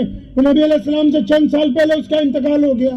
وہ حاتم کی بیٹی ہے. وہ کہتی ہے کہ جب مجھے پکڑا صحابہ نے تو میرے ذہن میں ایک بات تھی کہ نعوذ باللہ میں ایسے سوالات کروں گی کہ مجھے کوئی جواب نہیں دے پائے گا, لیکن کہتی ہے کہ جب نبی علیہ السلام کی وہ چادر لا کے میرے سر پر میرے کندھوں پہ ڈالی گئی, میں زاروں قطار رونے لگی. اور میں نے اندر آ کے مسجد نبوی میں پیغمبر علیہ السلام کو جب سلام کیا نا, تو حاتم کی بیٹی نے کہا یا رسول اللہ صلی اللہ علیہ وسلم مجھے مغالطہ تھا کہ آپ ریاست مدینہ کے بادشاہ ہیں, لیکن یا رسول اللہ آپ تو دلوں کے شہنشاہ ہیں, میں تو بس آپ کا کلمہ پڑھنے کے لیے حاصل ہو رہی. اب وہ واپس گئی, جا کے اپنے بھائی عدی کو کہا, عدی وہ تو بلا وجہ لڑنا چاہتا ہے. وہ شہزادہ تھا عدی بن حاتم شہزادہ تھا, تو بلا وجہ تو لڑنا چاہتا ہے. تو جا کے دیکھ کیا, وہ بادشاہ نہیں ہے, وہ دلوں کے شہنشاہ, تو مل لے. اب عدی نے یہ کہا اپنی بہن کو کہ میں ملوں گا ضرور محمد صلی اللہ علیہ وسلم کو, لیکن میں نے سنا ہے وہ لوگوں سے اپنی مسجد میں ملتے ہیں, اپنی عبادت گاہ میں ملتے ہیں, لیکن میں جس دن ملنے جاؤں گا تو میں ان کے گھر پہ ملوں گا, مسجد میں نہیں ملوں گا جا کے. اب عدی بن حاتم پہنچ گئے ایک دن اچانک مسجد نبوی میں. ادھر دیکھو میری طرف, اتنی دور سے میں آپ کے لیے آؤں اور جلسہ کرنے نہیں آیا, ایمانداری سے باتیں کرنے آؤں آپ کے ساتھ. جلسے تو ہوتے ہی رہتے ہیں, اگر تبدیلی نہ آئی تو پھر کوئی فائدہ نہیں ہے. پھر تو نہ آپ کا ٹھنڈ میں بیٹھنے کا فائدہ, نہ میرا تو اتنی دور لمبے سفر کا فائدہ. عدی کہتے ہیں کہ میں نے اپنی بہن کو کہا کہ میں ملوں گا ضرور, لیکن میں ان کے محل میں ان سے ملنا چاہتا ہوں, ان کے گھر پہ جا کے ملنا چاہتا ہوں. تو ایک دن عدی اچانک پہنچ گئے مدینہ المنورہ, سیدھا مسجد نبوی میں پہنچے. اب مسجد نبوی میں جب پہنچے نا, نبی علیہ السلام مسجد نبوی میں صحابہ کے جھرمٹ میں بیٹھے. عدی جب مسجد میں داخل ہوئے تو عدی کو دیکھ کے پیارے علیہ السلام نے کہا, عدی اوے آجا, تیرا انتظار تھا, تو کہاں رہ گیا؟ اب عدی گھبرائے کہ میرا نام تو نبی علیہ السلام پہلے سے جانتے, میری شکل پہچانتے. ابھی تو میں نے وہ مشورہ دیا, آپ لوگوں کو ایک دوسرے پہ فتوے مت ڈالا کرو کہ نبی علیہ السلام کی شان کیا ہے. وہ بدر کی رات کو اپنے خیمے سے نکلے تھے, امام بخاری سے پوچھ لینا کبھی جا کے. وہ بدر کی رات کو اپنے خیمے سے نکلے تھے, دائیں بائیں ابو بکر اور عمر بن خطاب تھے اور بلال حبشی ٹہل رہے تھے. فرمایا بلال ادھر آ. نبی علیہ السلام کے ہاتھ میں ایک چھڑی مبارک تھی, ایک جگہ زمین پر ٹکا دی. فرمایا بلال صبح کو دیکھ لینا, جب بدر کی بھٹی گرم ہوگی تو اسی جگہ آ کے ابو جہل جو ہے وہ ہلاک کیا جائے گا. اب عدی بن حاتم جب آئے نا, اب نبی علیہ السلام نے کہا, عدی جیسے انہوں نے مصافحہ کیا, وہاں عدی تو تیرے ساتھ گھر پہ بات ہونی ہے, چل چلتے گھر چلتے. عدی کہتے میں کانپنے لگا. نبی علیہ السلام اپنے گھر لے گئے, محل تو تھا نہیں, ایک کھجور کی چٹائیوں کا کمرہ ہے, کھجور کی چٹائیاں بچھی ہوئی, کھجور کے پتوں کی چھت ہے, کھجور کا بستر, کھجور کا تکیہ. اب عدی کہتے ہیں میں تو شہزادہ تھا, تو نبی علیہ السلام کے اس اعلیٰ کردار کو دیکھ کے میری دل کی دنیا بدل رہی تھی. اور ادھر نبی علیہ السلام نے جو مجھے کھانے کے لیے پیش کیا, کھانے کے بعد آپ صلی اللہ علیہ وسلم کا قاعدہ تھا, جب میٹنگ کا وقت مکمل ہو جاتا تھا, چلے اب آپ مہمان خانے میں جائیں, آرام کریں. اب وہ جب ان کو کہا کہ آپ جائیے, تو عدی کہنے لگے یا رسول اللہ صلی اللہ علیہ وسلم, سچی بات تو یہی ہے, آیا تو واپس جانے کے لیے تھا, لیکن رب کعبہ کی قسم اب جب تک عدی کی جان میں جان ہے, عدی محمد رسول اللہ کا غلام بن کر رہے گا. اب میں عرض یہ کر رہا تھا کہ اس نے جب نبی علیہ السلام کو جا کے اپنے دکھڑا سنایا, تو آپ صلی اللہ علیہ وسلم اس بندے کو اپنے گھر لے گئے. اب کھانا کونا کھلا کے اب نبی علیہ السلام نے اس کو پوچھا, بھئی اب بتا کس نے تیرے پیسے مار لیے مکے میں؟ اب وہ بندے نے نبی علیہ السلام کو کہا کہ یہ پیاری صورت والے, میں اونٹ لایا تھا, گاؤں والوں کے اونٹ ہیں, میں کچھ پیسے رکھ لیتا ہوں, کچھ ان کو بچ جاتے ہیں. اب جب منڈی میں بیچیں تو کوئی پیسے نہیں دے رہا جس بندے نے اونٹ خریدے. اب نبی علیہ السلام اس کو پوچھتے ہیں کہ اونٹ کے پیمنٹ کس نے دینی بھائی, کس نے خرید لیے؟ تو وہ کہتا ہے کہ یہ پیاری صورت والے, اس بندے کا نام ابو جہل ہے. اب ابو جہل تو نبی علیہ السلام کا بدترین دشمن ہے, سارے مکے کو پتہ ہے, روزانہ حملہ کرنے کی کوشش میں رہتا روز. اب ابو جہل کا جب نام آیا, سنو ہمارے نبی علیہ السلام نے کیا کہا اس کو, بندے کا ہاتھ پکڑ کے فرمایا چلنا, ہم چل کے تیرے معاوضہ تیری رقم تجھے دلوا دیتے ہیں. پھر کیا ہوا بادشاہ, پھر کیا ہوا ظالم ہے, وہ در رسول صلی اللہ علیہ وسلم پر فریاد لے کے آیا ہے. تو سنو سماجی سیوا کرنے والے میرے لیڈر بھائیوں, چودھریوں, سرمایہ داروں, اگر تمہارے گھر پر کوئی فریاد لے کے آ جائے تو یہ بھی نبی علیہ السلام کی سنت ہے کہ اس کے ساتھ چل کے جا کے کام کروا کے آؤ گے. اب نبی علیہ السلام لے کے چل پڑے اس کو. ادھر امیہ نے اپنا ایک جاسوس پیچھے بھیجا. امیہ کیوں چاہتا تھا کہ نبی علیہ السلام کے پاس جائے؟ امیہ اس لیے چاہتا تھا کہ نعوذ باللہ ابو جہل رسول صلی اللہ علیہ وسلم پر حملہ کرنے کا موقع ڈھونڈ رہا ہے. اب جب یہ آپ صلی اللہ علیہ وسلم کے پاس فریاد لے کے جائے گا, نبی علیہ السلام ابو جہل کو جا کے پوچھیں گے تو نعوذ باللہ لڑائی ہو جائے گی, ہم بھی مزہ اٹھائیں گے. اس نے اپنا ایک غلام جاسوس بنا کے بھیجا کہ جب لڑائی شروع ہو جائے تو ہمیں آ کے بتانا ہے, ہمیں بتانا ہے آ کے. اب وہ گیا ہوا تھا غلام پیچھے پیچھے. اب جو اس نے دیکھا کہ نبی علیہ السلام ابو جہل کے دروازے پہ پہنچے, اس بندے نے دروازہ کھٹکھٹایا. ابو جہل نے جب دروازہ کھولا ہے نا, آج پیارے نبی علیہ السلام کو سامنے دیکھا تو ابو جہل کے جسم پر کپ کپی طاری ہو گئی. پیغمبر علیہ السلام نے, میں پنجابی جو دستا ہوں نا, نبی علیہ السلام نے کہا کیوں ہوئے وہ غریباں نال ہی تکا کری جانا. مطلب اسلام نے مردانگی کا بھی معیار طے کیا ہے.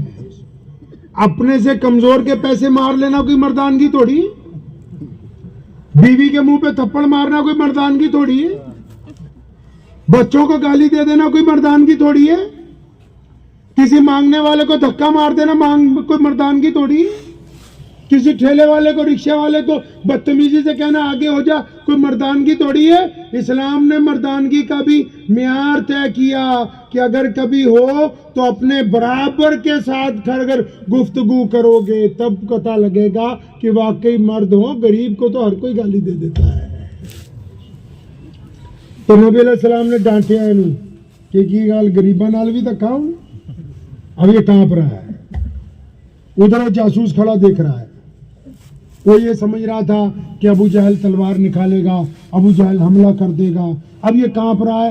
اب نبی علیہ السلام کا حکم ہو گیا جلدی جاؤ اس کی رقم لاؤ. اب وہ کانپتا کانپتا اندر گیا, ایک تھیلے میں جو بھی اس حساب دور کا حساب ہوگا رقم ڈال کے اس لا کے اس بندے کے ہاتھ میں پکڑائی.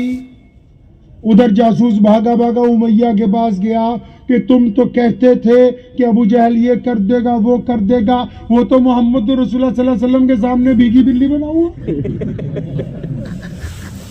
اب نبی علیہ السلام وہاں سے واپس چل پڑے. اب آگے کی بات سنو. جب واپس چلے 2-4 گلیوں کے موڑ مڑے نا تو پیغمبر علیہ السلام خود اس بندے سے پوچھتے ہیں بھائی تیرا کام ہو گیا, اب مجھے اجازت ہے میں جاؤں. خود ہی بھیک دیں, خود ہی کہیں, مانگتے کا بھلا ہو. اب نبی علیہ السلام پوچھتے ہیں کہ میں چلا جاؤں. اور اس بندہ جو ہے نا وہ نبی علیہ السلام سے منت کر کے کہتا ہے کہ یہ پیاری صورت والے آپ اپنا نام بتا دیں گے نا, اگر تو میں گاؤں والوں پوچھیں گے کہ اتنے دن کہاں رہا, میں پہلے تو یہ بتاؤں گا کہ میرے اونٹ کسی غلط آدمی نے خرید لیے, پھر یہ بتاؤں گا پیسے نہیں ملے, پھر یہ بتاؤں گا کہ ایک پیاری صورت والے ملے تھے, انہوں نے کھانا کھلایا, گھر لے گئے, انہوں نے میرے پیسے دلوائے. اب جب گاؤں والے پوچھیں گے ان کا نام کیا ہے, اب مجھے نام نہیں پتا ہوگا تو مجھے کہیں گے تو عجیب آدمی ہے, اپنے محسن کا نام بھی نہیں جانتا. اب نبی علیہ السلام کی منت کر رہا ہے یہ پیاری صورت والے اپنا نام بتائیے. اور ادھر آپ صلی اللہ علیہ وسلم کیا کہہ رہے ہیں جی, فرمایا نام میں کیا رکھا ہے, کام ہو گیا بس چلو نکلو. اب آج کل ہم ہی جو مسلمان ہی ہیں سمجھو, ہمارا اتنا حالت خراب ہے کہ اشتہار میں اگر نام اوپر نیچے ہو جائے تب بھی پنگا پڑ جائے. جی 2-4 پردھانوں کا نام نہ آئے تب پنگا پڑ جائے. پردھان تو پردھان, مولوی ہے اتنے تھلے ہو جائے تو ہمیں پنگا پڑ جائے. نبی علیہ السلام ڈھنگ سکھا رہے ہیں جینے کا. میں نے پہلے کہا تھا عاشق چاہتے ہیں کہ ان کا عشق کبھی عیاں نہ ہو, وہ ڈھنگ سکھا رہے ہیں جینے کا. ہمارے نام میں کیا رکھا, چل نکل. آؤ پیچھے ہی پڑ گیا, منت کرنے لگا نہیں نام بتائیں گے. تو ہمارے نبی علیہ السلام جب بھی کسی کو نام بتاتے تھے تو اس طرح بتاتے تھے کہ میں محمد ہوں اللہ کا رسول. آپ صلی اللہ علیہ وسلم کی مہر کے اوپر بھی یہی لکھا ہوا تھا, محمد اللہ رسول, کہ میں محمد ہوں اللہ کا رسول. تو نبی علیہ السلام نے جب یہ بات کہی نا کہ میں محمد ہوں صلی اللہ علیہ وسلم, تو اس نے دونوں ہاتھ پکڑ لیے پیارے نبی علیہ السلام کے. یعنی رسول اللہ صلی اللہ علیہ وسلم میں تو آپ کو اچھی طرح جانتا ہوں. کیسے جانتے ہو, کہ مکے میں جس دن سے آیا ہوں سب لوگ مجھے ملے, سب نے آپ کا ذکر کیا تھا, لیکن وہ ایک سچی بات ساتھ میں کہتے تھے. بھائی کیا کہتے تھے؟ سب نے مجھے کہا کہ اس شہر میں ایک نبی ہیں جو بڑے حسین و جمیل ہیں, جو بڑے اعلیٰ کردار کے ہیں, لیکن مجھے بار بار سب نے ایک مشورہ دیا تھا کہ ان سے ملنا نہیں ہے. میں پوچھتا تھا کیوں نہیں ملنا؟ تو لوگ ہمیں یہ کہتے تھے کہ ان سے اگر کوئی مل لیتا ہے تو پھر وہ انہی کا ہو جایا کرتا ہے. اب میں کہنا یا رسول اللہ صلی اللہ علیہ وسلم مجھے تو آپ کلمہ پڑھائیں, اب میں گاؤں والوں کو پیسے دے کے واپس یہی آ رہا ہوں, میں نہیں کہیں جانے والا, میں تو آپ کے پاس ہی رہوں گا. ادھر نبی علیہ السلام خانہ کعبہ میں پہنچے تو آپ نے عثمان بن طلحہ کو, جس کے پاس خانہ کعبہ کی چابی, اس کو بلایا, فرمایا ذرا تالا کھول دے خانہ کعبہ کا, میں چاہتا ہوں کہ 2 نفل نماز پڑھو اندر خانہ کعبہ کے اندر. اب عثمان بن طلحہ اکڑ گیا.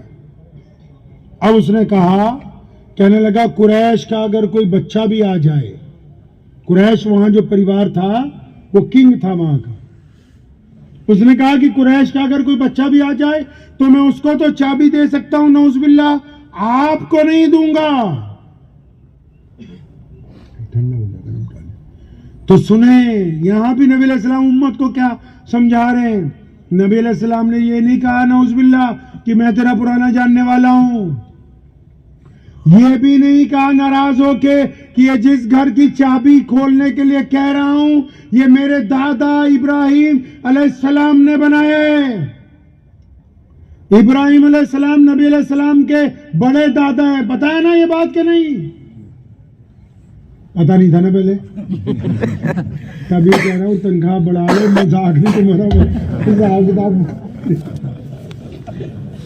ارے نماز میں درود شریف نہیں پڑھتے, اللہم صلی علی محمد وعلی آل محمد کما صلیت, ہاں دادا ہیں وہ نبی علیہ السلام کے بڑے دادا ابو ابراہیم علیہ السلام ہیں, انہی کی آل اولاد میں ہیں محمد رسول اللہ صلی اللہ علیہ وسلم.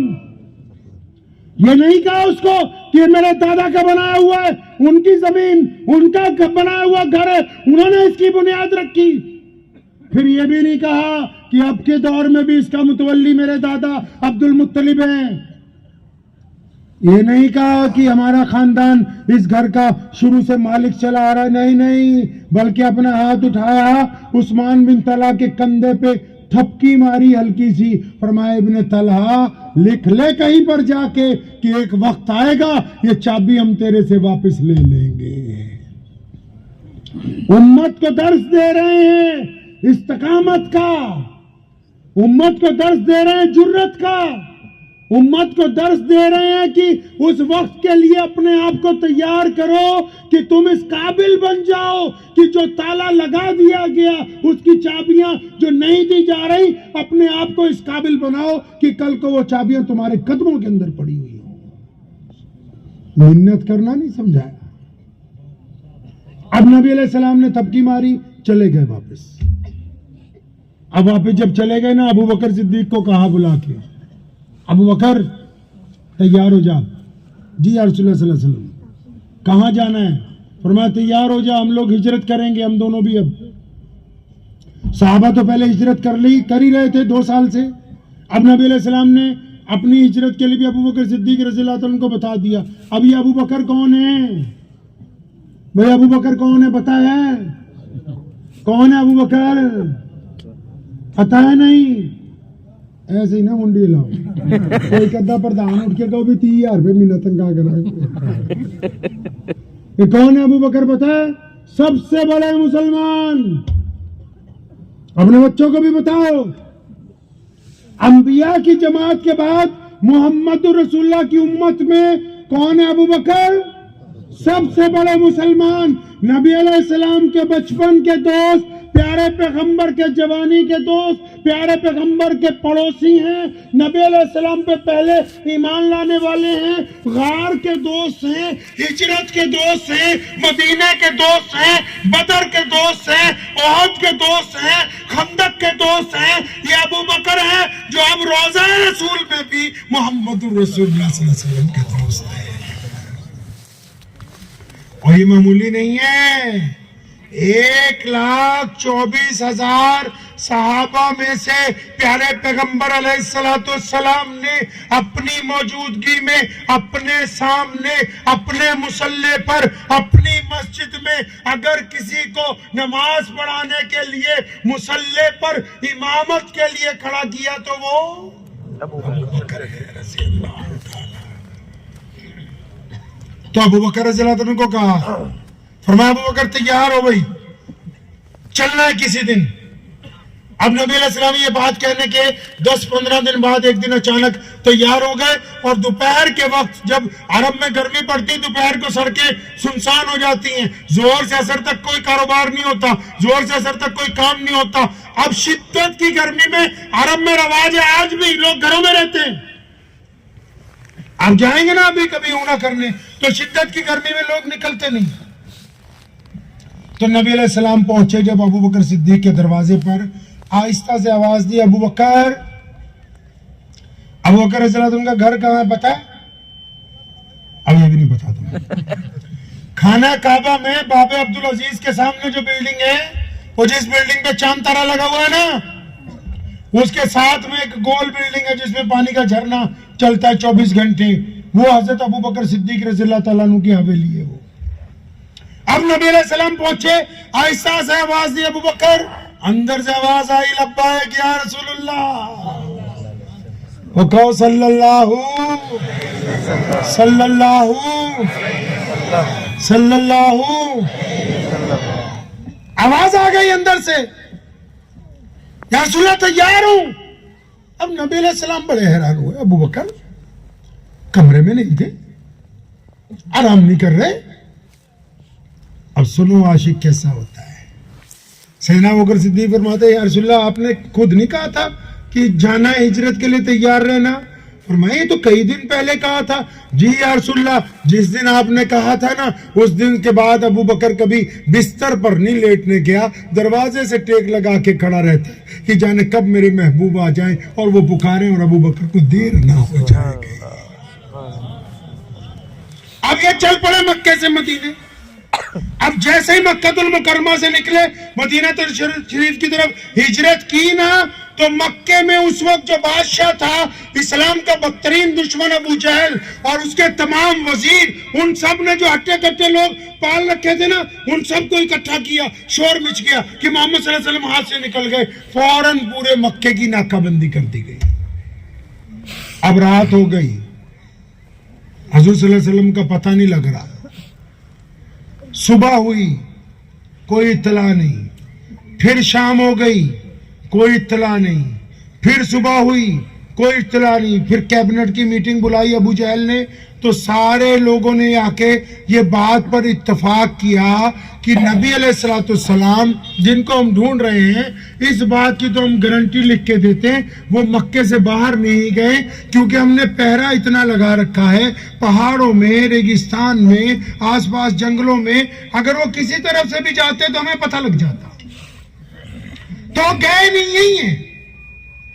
اب جب یہ بات ابو جہل کو تسلی ہو گئی کہ یہی ہے، مطلب ابھی پکڑ سکتے ہیں نعوذ باللہ، تو اچانک ایک مخبر آیا، تو اس نے ابو جہل کو اپنے انداز سے شاباشی لینے کے لیے خوشخبری سنائی، کہنے لگا یہ تو نہیں پتا لگتا کہ محمد صلی اللہ علیہ وسلم کہاں ہیں، ابو بکر کہاں ہیں، لیکن میں یہ پتا لگا لیا آج کہ ان کو رسد کون پہنچاتا ہے، کھانا کون پہنچاتا ہے، پانی کون پہنچاتا ہے، یہ پتہ لگ گیا ہے۔ اب ابو جہل بڑا خوش ہوا کہ چلو کچھ سراغ ملا، پوچھا کون پہنچاتا ہے کھانا؟ تو اس نے کہا جی ابو بکر صدیق کی بیٹی ہے نا 19-20 سال کی اسماء بنت ابو بکر، وہ روزانہ چھپ کے جاتی ہے، ان کو کھانا لے کے جاتی۔ اب ابو جہل سیدھا ابو بکر رضی اللہ عنہ کے گھر پہنچا، حویلی کا دروازہ کھٹکھٹایا، تو اتفاق سے اسماء بنت ابو بکر رضی اللہ تعالیٰ عنہ نے دروازہ کھولا۔ اب اس وقت پردے کا حکم نہیں ابھی آیا تھا، ابو جہل تو بچوں کو جانتا تھا مکے کے۔ اب جیسے اس نے حضرت اسماء رضی اللہ تعالیٰ عنہ کو دیکھا تو اتنی زور سے اس نے پہلا ہاتھ مارا کہ اسماء بڑی تیزی سے زمین پہ گری، ان کا ایک کان پھٹ گیا، سر پھٹ گیا، زارو قطار خون آنے لگا۔ اب ابو جہل ایک ڈنڈا لے کے نا اسماء بنت ابو بکر رضی اللہ تعالیٰ عنہ کو مار رہا ہے، ان کی پٹائی کر رہا ہے۔ بتا تو صحیح محمد صلی اللہ علیہ وسلم کہاں ہے؟ اسما بولتی نہیں. پیچھے سے کوئی بندہ آیا, اس نے آ کے ابو جہل کے کان میں یہ کہا کہ یہ جس بٹیا کو تو مار رہا ہے نا, یہ ابو بکر کی شہزادی ہے, یہ کوئی چھوٹا خاندان نہیں ہے, یہ بڑی برادری کی بٹیا ہے.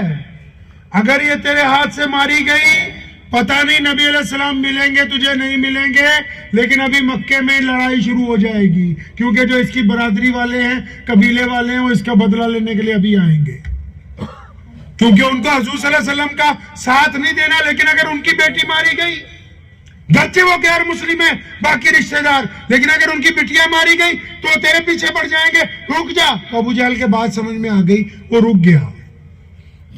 تو اس نے اسما بنت ابو بکر رضی اللہ تعالیٰ عنہ کو کھڑا کیا اور ایک سوال کیا ہے ان سے. اب دھیان سے سننا کیا سوال کیا ہے. ابو جہل نے اسما بنت ابو بکر رضی اللہ تعالیٰ عنہ سے پوچھا, سچی سچی بتا دے کہ محمد صلی اللہ علیہ وسلم کہاں ہے, کھانا دینے جاتی ہے نا تو. اب اسما رضی اللہ تعالیٰ عنہ فرماتی ہیں کہ میں نے اپنے آپ سے پہلے مسئلہ پوچھا, فتویٰ لیا. فتویٰ سمجھتے ہو نہیں بھائی؟ وہ بول لو تو صحیح, بولتے رہو نا تاکہ گل بات ہوندی رہے. فتویٰ سمجھتے ہو نا؟ آپ بھی تو جاتے ہو فتویٰ لینے. ہم لوگ کس کے لیے فتویٰ لیتے ہیں بھائی؟ بولے امام کو اتارنا ہے, فتویٰ لاؤ. بولے پردھان نو ہٹانا, لیا فتویٰ. کوئی بولتا میرے بھائی کی بے عزتی ہونی چاہیے, فتویٰ منگاؤ دیوبند سے. کوئی بولتا نہیں ٹرسٹی کو اتارنا ہے, سنی بھائیوں کو بولو فتویٰ لائے. مطلب یہ میں مثال اس لیے دے رہا ہوں, ہم لوگ بھی فتویٰ لیتے ہیں, لیکن ہم فتویٰ ایک دوسرے کی بے عزتی کے مقصد سے لاتے ہیں. ہم ایک دوسرے کی ٹانگیں کھینچنے کے لیے فتویٰ لیتے ہیں, ہم ایک دوسرے پر سبقت لے جانے کے لیے فتویٰ لیتے ہیں. ہمیں دین سے کیا ہے؟ تو یہاں اسما بنت ابو بکر رضی اللہ تعالیٰ عنہ اپنے آپ سے فتویٰ لے رہی, کیا کہتی ہیں؟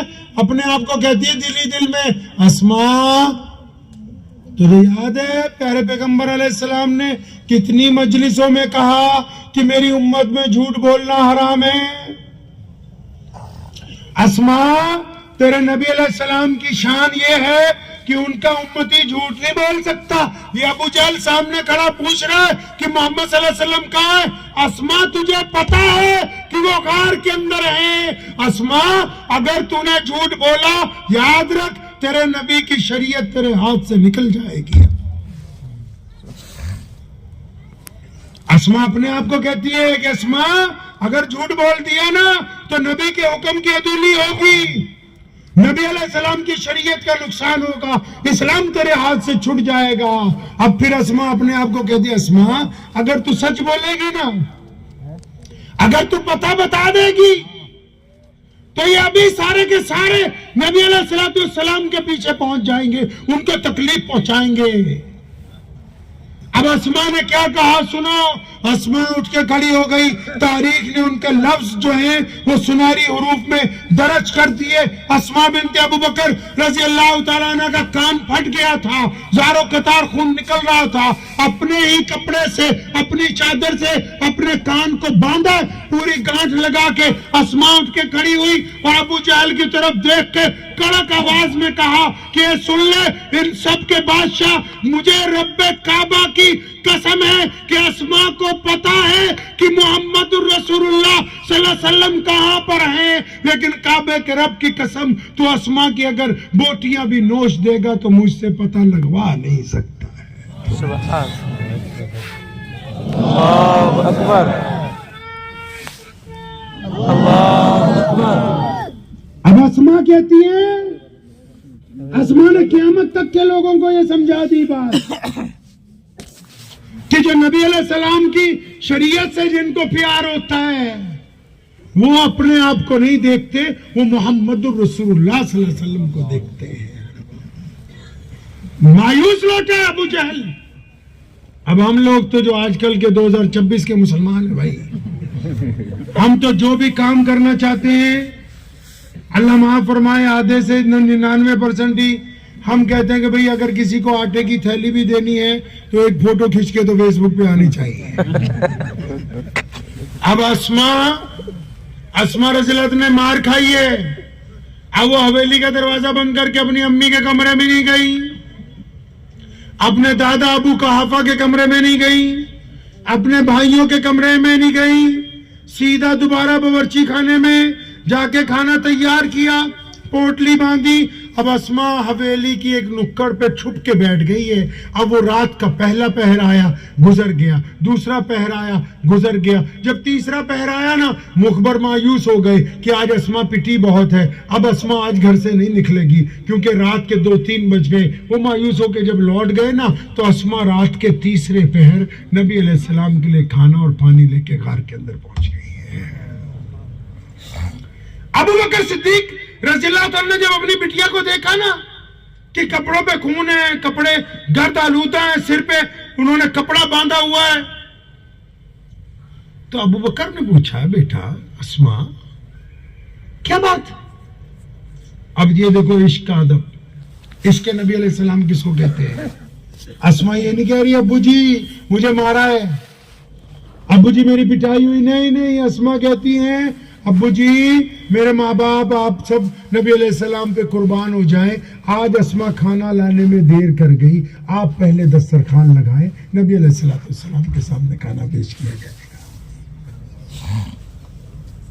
اب نبی علیہ السلام نے جب یہ بات سنی نا کہ ابو بکر اپنی بیٹی سے کچھ پوچھنا چاہ رہے, اب انہوں نے پوچھا پیچھے سے بیٹا اسما وہ بولو کیا بات ہے, تمہارے والد کچھ پوچھتے. اب جب رحمت للعالمین کی رحمت والی آواز آئی نا تو اسما کے ضبط کے بندن ٹوٹ گئے. اسما زارو قطار رونے لگی اور اس نے کہا پیارے پیغمبر علیہ السلام کو یا رسول اللہ صلی اللہ علیہ وسلم آپ کا پتہ پوچھنے کے لیے آج ابو جہل نے بہت مارا, بڑی شدت کے ساتھ مارا, اور میں نے اللہ کے فضل سے اس کو یہ پتہ بتایا نہیں ہے. نبی علیہ السلام نے اپنی جھولی پھیلا دی تھی اللہ کے آگے. کبھی پڑھ لینا امام بخاری کو, صاحب طبقات کو, ابو داؤد کو, کبھی امام نسائی کو پڑھ لینا جا کے. صحابہ کے بارے میں نبی علیہ السلام فرماتے ہیں میں نے سب کا بدلہ لوٹایا ہے, جس نے اسلام پر احسان کیے سب کے بدلے لوٹا دیے سوائے ابو بکر کے. فرمایا کل قیامت کا دن ہوگا, میں اپنے رب کے حضور جب ہاتھ اٹھاؤں گا ابو بکر اور اس کے خاندان کی قربانیوں کا نعم البدل اس وقت دلواؤں گا, یہاں نہیں مل سکتا ہے. اب نبی علیہ السلام مدینہ المنورہ میں ہیں. آپ کو باتیں میری سمجھ آ رہی نا بھائی ساری کہ نہیں؟ آپ کہیں سوچ رہے ہو ابھی تک کوئی مسئلہ نہیں بتایا, کوئی فتویٰ نہیں دیتا. سمجھ آ رہی نا بات آرام سے؟ مسئلوں کی جہاں تک بات ہے, دین فتووں سے قائم نہیں ہوتا, دین نبی علیہ السلام سے محبت کے ساتھ قائم, نبی علیہ السلام کی اداؤں کے ساتھ قائم. فتویٰ اس لیے جاری کرتے ہیں کہ محبت میں اضافہ ہو جائے. اور فتویٰ مانتے کون ہیں؟ کون لوگ فتویٰ مانتے ہیں؟ جن کے دل میں محمد الرسول اللہ کی محبت مال سے زیادہ, جان سے زیادہ, ماں باپ سے زیادہ ہوتی ہے, وہی نبی علیہ السلام کا فتویٰ مانگتے ہیں. جن کے دل میں محبت نہیں ہوتی وہ تو فتویٰ بھی نہیں مانتے. فتویٰ بھی وہی لوگ ماننے کا جگر کرتا رکھتے ہیں جو نبی علیہ السلام سے عشق کے اندر عروج پر ہیں. نماز اچھی ہے, روزہ اچھا ہے, حج اچھا ہے, زکوٰۃ اچھی ہے, مگر میں باوجود اس کے مسلمان ہو نہیں سکتا. نہ جب تک کٹ مروں میں کھا جائے بطحا کی حرمت پر خدا شاہد ہے کہ کامل میرا ایمان ہو نہیں سکتا. نبی علیہ السلام نے یہ جو پیارا پیارا دین ہمیں عطا فرمایا ہے, جس کو آج کل ہم نے اپنے حساب سے گوٹیاں فٹ کر لی ہیں جس میں اپنی اپنی, اس دین کا مقصد کیا ہے پتہ ہے آپ کو؟ دین کا کیا مقصد ہے پتہ ہے بھائی؟ کوئی بتا سکتا ہے کہ نبی علیہ السلام کے دین کا میرا کوئی ہندو بھائی، کوئی سکھ بھائی، کوئی دلت بھائی، کوئی جینی بھائی یہ پوچھے تم سے اے میرے مسلمان بھائی اپنے دین کا مطلب مجھے سمجھاؤ، ذرا مجھے مقصد سمجھاؤ، اسلام کیا چاہتا ہے؟ اور اس دور میں ضروری بھی ہے، جب واٹس ایپ یونیورسٹی نے غلط فہمیاں پیدا کر دی، ضرورت بھی ہے کہ ہمیں اپنے دین کے بارے میں بتاؤ، کہ ہمارا کوئی پڑوسی بھائی پوچھے تو ہم بتا بھی سکیں۔ اب بتاؤ مجھے ذرا کہ بھج کے مسلمانوں پتہ بھی ہے کہ اسلام کا مقصد کیا ہے؟ پتہ؟ نہیں پتہ۔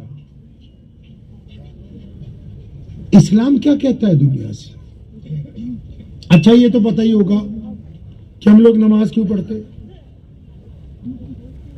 ارے نماز تو پڑھتے ہو نا سب لوگ، جو نہیں پڑھتے کو انشاءاللہ پڑھ لیں گے۔ بھائی یہ تو پتا ہے نا کہ نماز کیوں پڑھتے ہیں؟ پتا ہے کسی کو ہم میں سے نماز کیوں پڑھتے ہیں؟ کیا نام بیٹا تیرا؟ نماز کیوں پڑھتے ہیں؟ اللہ کو راضی کرنے۔ اور تم بھی اللہ کو راضی کرنے۔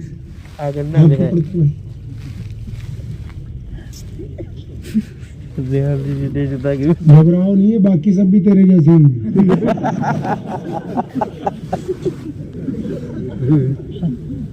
مولویوں کی تنخواہ تم خوب بڑھواؤ، نہیں تو معاملہ ختم ہے سارا۔ تو قورمے بریانی تک ہی رہ جائیں گے مزاج میں۔ ان کو تو بڑی سخت ضرورت ہے ابھی۔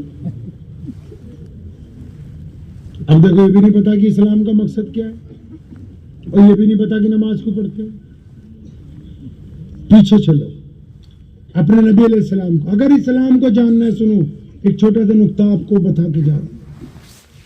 اگر آپ یہ چاہتے ہیں کہ آپ کو دین اچھی طرح سمجھ آئے تو نبی علیہ السلام کی پیدائش سے لے کر سیرت النبی علیہ السلام سننی ہے، پڑھنی ہے، پڑھوانی ہے۔ اب جب سیرت النبی علیہ السلام جب چلے گی تو اس میں نبی علیہ السلام پر پہلی وحی کے واقعات بھی نظر آئیں گے، قرآن بھی نظر آئے گا، سنتیں بھی نظر آئیں گی، گھر بھی نظر آئے گا، کاروبار بھی نظر آئے گا، تفسیر بھی نظر آئے گی، حدیث بھی نظر آئے گی، عشق بھی نظر آئے گا، چلنا بھی نظر آئے گا، ہجرت بھی نظر آئے گی، کھیتی بھی نظر آئے گی، کھلیان بھی نظر آئیں گے، بدر بھی نظر آئے گی، احد کا میدان بھی نظر آئے گا، عمرے بھی نظر آئیں گے، حجۃ الوداع بھی نظر آئے گا، امی کی محبت بھی نظر آئے گی، باپ کی عقیدت بھی نظر آئے گی، بھائیوں کا معاملہ بھی نظر آئے گا، چچا سے محبت بھی نظر آئے گی، یاری دوستی کے قصے بھی سنو گے۔ اگر سیرت نہیں پڑھو گے تو بس پھر پجامہ اوپر ہے تو جنت میں جاؤ گے، نیچے ہے تو جہنم میں جانے والے۔ کیونکہ کل دین نبی علیہ السلام کی محبت میں ہے، اور محبت وہ نہیں جو صرف زبان سے ادا ہو جائے، محبت جو کردار میں نظر آنی چاہیے، کردار میں محبت نظر آنی چاہیے۔ محبت تو آج بھی ادا ہوتی ہے جب کسی غیر کی بیٹی یا اپنی بیٹی یا کسی اور مذہب کی بیٹی سڑک سے گزرتی ہے اور ایک ایمان والا اس لیے آنکھیں نیچی کرتا ہے کہ میرے نبی نے کہا کہ غیر کی بٹیا کی طرف نہیں دیکھنا ہے، تو محبت تو آج بھی ادا ہوتی ہے محمد رسول اللہ کے ساتھ۔ جب کاروبار میں بندہ ٹھگی مارنے کا موقع ہو اور ٹھگی نہ مارے اس لیے کہ میرے نبی علیہ السلام نے کہا کہ کاروبار میں بے ایمانی نہیں کرنی، محبت تو اب بھی ادا ہوتی ہے۔ محبت تو اب بھی ادا ہوتی ہے کہ باپ کے مرنے کے بعد بہن کو اس کا حق دے دیا جائے۔ کون کہتا ہے محبت اب ادا نہیں ہوتی؟ محبت تو اب بھی ادا ہوتی ہے کہ پڑوسی جس مرضی مذہب کا ہو، اگر پڑوسی دکھ میں ہے تو ہم اس کے کندھے سے کندھا ملا کے کھڑے ہو جائیں، اگر پڑوسی پریشانی میں ہے ہم اس کی پریشانی کو کم کریں، اگر پڑوسی کو کوئی دکھ ہے تو ہم اس کا جا کے دکھ بانٹ دیں۔ محبت تو آج بھی ادا ہوتی کہ میرے نبی نے کہا کہ پڑوسی کوئی بھی ہو چاہے غیر مسلم کیوں نہ ہو، پڑوسی کے ساتھ جو بے ایمانی کرے گا وہ مسلمان نہیں کہلائے گا۔ محبت تو اب بھی ادا ہوتی ہے۔ تو 1450 سال پیچھے چلتے ہیں، مکہ ہے۔ نبی علیہ السلام کو نبوت کب دی گئی پتہ ہے؟ پیارے نبی علیہ السلام جو نبی بنائے کب بنائے پتہ ہے؟ مکے میں نہیں بنائے گئے نبی. اللہ نے جب کائنات بنانی تھی تو پہلے نبی علیہ السلام کو نبی بنانے کا فیصلہ کیا گیا اور پھر کائنات بنائی گئی, پھر ساری روحوں کو ایک جگہ اکٹھا کیا گیا اور پھر تمام روحوں سے محمد الرسول اللہ کے خاتم النبیین ہونے کا حلف دلوایا گیا. آدم کہتے ہیں کہ جب میں جنت میں تھا تو پتوں پر لکھا ہوا تھا لا الہ الا اللہ محمد رسول اللہ صلی اللہ علیہ وسلم. لقمان حکیم نے بیٹے کو کہا تھا کہ کبھی کوئی دعا نہ قبول ہوتی ہو نا تو محمد کا نام لے کے صلی اللہ علیہ وسلم میرے رب سے مانگنا, جو چاہو گے وہ مل جائے گا. اب مکہ ہے, نبی علیہ السلام کو اللہ نے حکم دے دیا کہ اب ان لوگوں کو بتاؤ کہ آپ ہیں وہ جن کے لیے ہم نے کائنات کو بنایا ہے, وہ آپ کی ذات ہے. اب نبی علیہ السلام نے جب بتایا نا, سب سے پہلے دیکھو, سب سے پہلے کون مسلمان ہوا؟ کون مسلمان ہوا؟ ہم سب کی ماں امی خدیجۃ الکبریٰ رضی اللہ تعالی عنہ.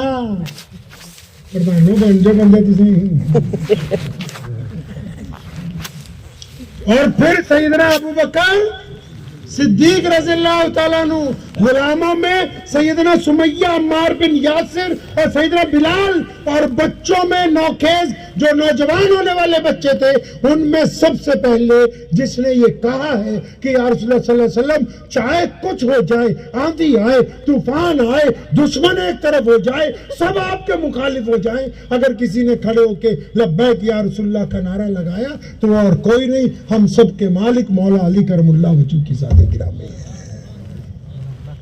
مولا علی نے کہا تھا یا رسول اللہ میں ساتھ ہوں, اور ایسے نہیں کہا, چھوٹے تھے نا تو اپنے پنجوں کے بل ایڑیاں اوپر اٹھائیں اور دونوں ہاتھ ہوا میں اٹھا کے آواز ماری. جب سب رشتہ دار بیٹھ گئے, چپ ہو گئے, جب نبی علیہ السلام نے رشتہ داروں کو کہا کہ میرا ساتھ دو, اور یہ سارے رشتہ دار جب چپ ہو گئے, مولا علی رضی اللہ عنہ سب سے پیچھے تھے, پنجوں کے بل اٹھ کے کھڑے ہوئے اور میں یا رسول اللہ میں آپ کے ساتھ ہوں, یہ آئے یا نہ آئے میں آپ کے ساتھ رہوں گا.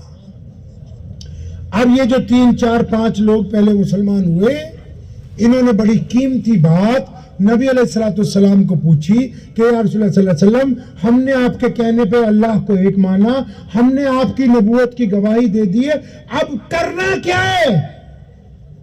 سن لو اس بات کو کان کھول کے, اور اسے بتانا ہے ساری دنیا کو. صحابہ نے پوچھا یا رسول اللہ کیا کرنا ہے؟ پیارے پیغمبر علیہ السلام نے 2 لفظوں میں دین سمجھایا. اب آپ کسی کو یہ تو نہیں کہہ سکتے نا, کوئی پوچھے اسلام کیا, کہ جی نماز پڑھنے والا مسلمان ہوتا ہے, جی روزہ رکھنے والا مسلمان ہوتا ہے. نہیں, نبی علیہ السلام نے ہمیں سمجھایا کہ جو بندہ ایک اللہ اور اس کے رسول علیہ السلام پر ایمان رکھتا ہو, اس پر لازم ہے کہ وہ دنیا کے تمام لوگوں کو برابری کا درجہ دے گا.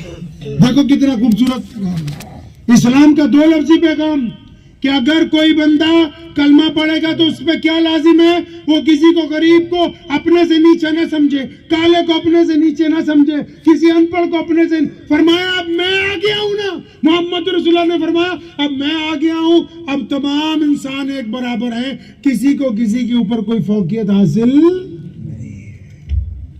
اب یہ والی جو بات ہے نا, میں ذرا دیسی زبان میں آپ کو سمجھاتا ہوں.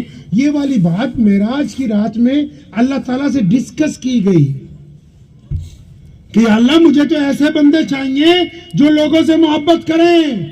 اسلام کا مطلب سلامتی, سلامتی کا مطلب دوسرے کو سکون پہنچانا, دوسرے کو سکون کا مطلب میں مسلمان ہوں, وہ میرا ہندو بھائی ہے, وہ سکھ بھائی ہے, وہ جینی بھائی ہے, وہ دلت ہے, وہ اپنے مذہب کے رنگ میں, میں اپنے مذہب کے رنگ میں, میں دوسرے مذہب والوں کو اپنے سے گھٹیا نہ سمجھوں, اپنے سے کمتر نہ سمجھوں.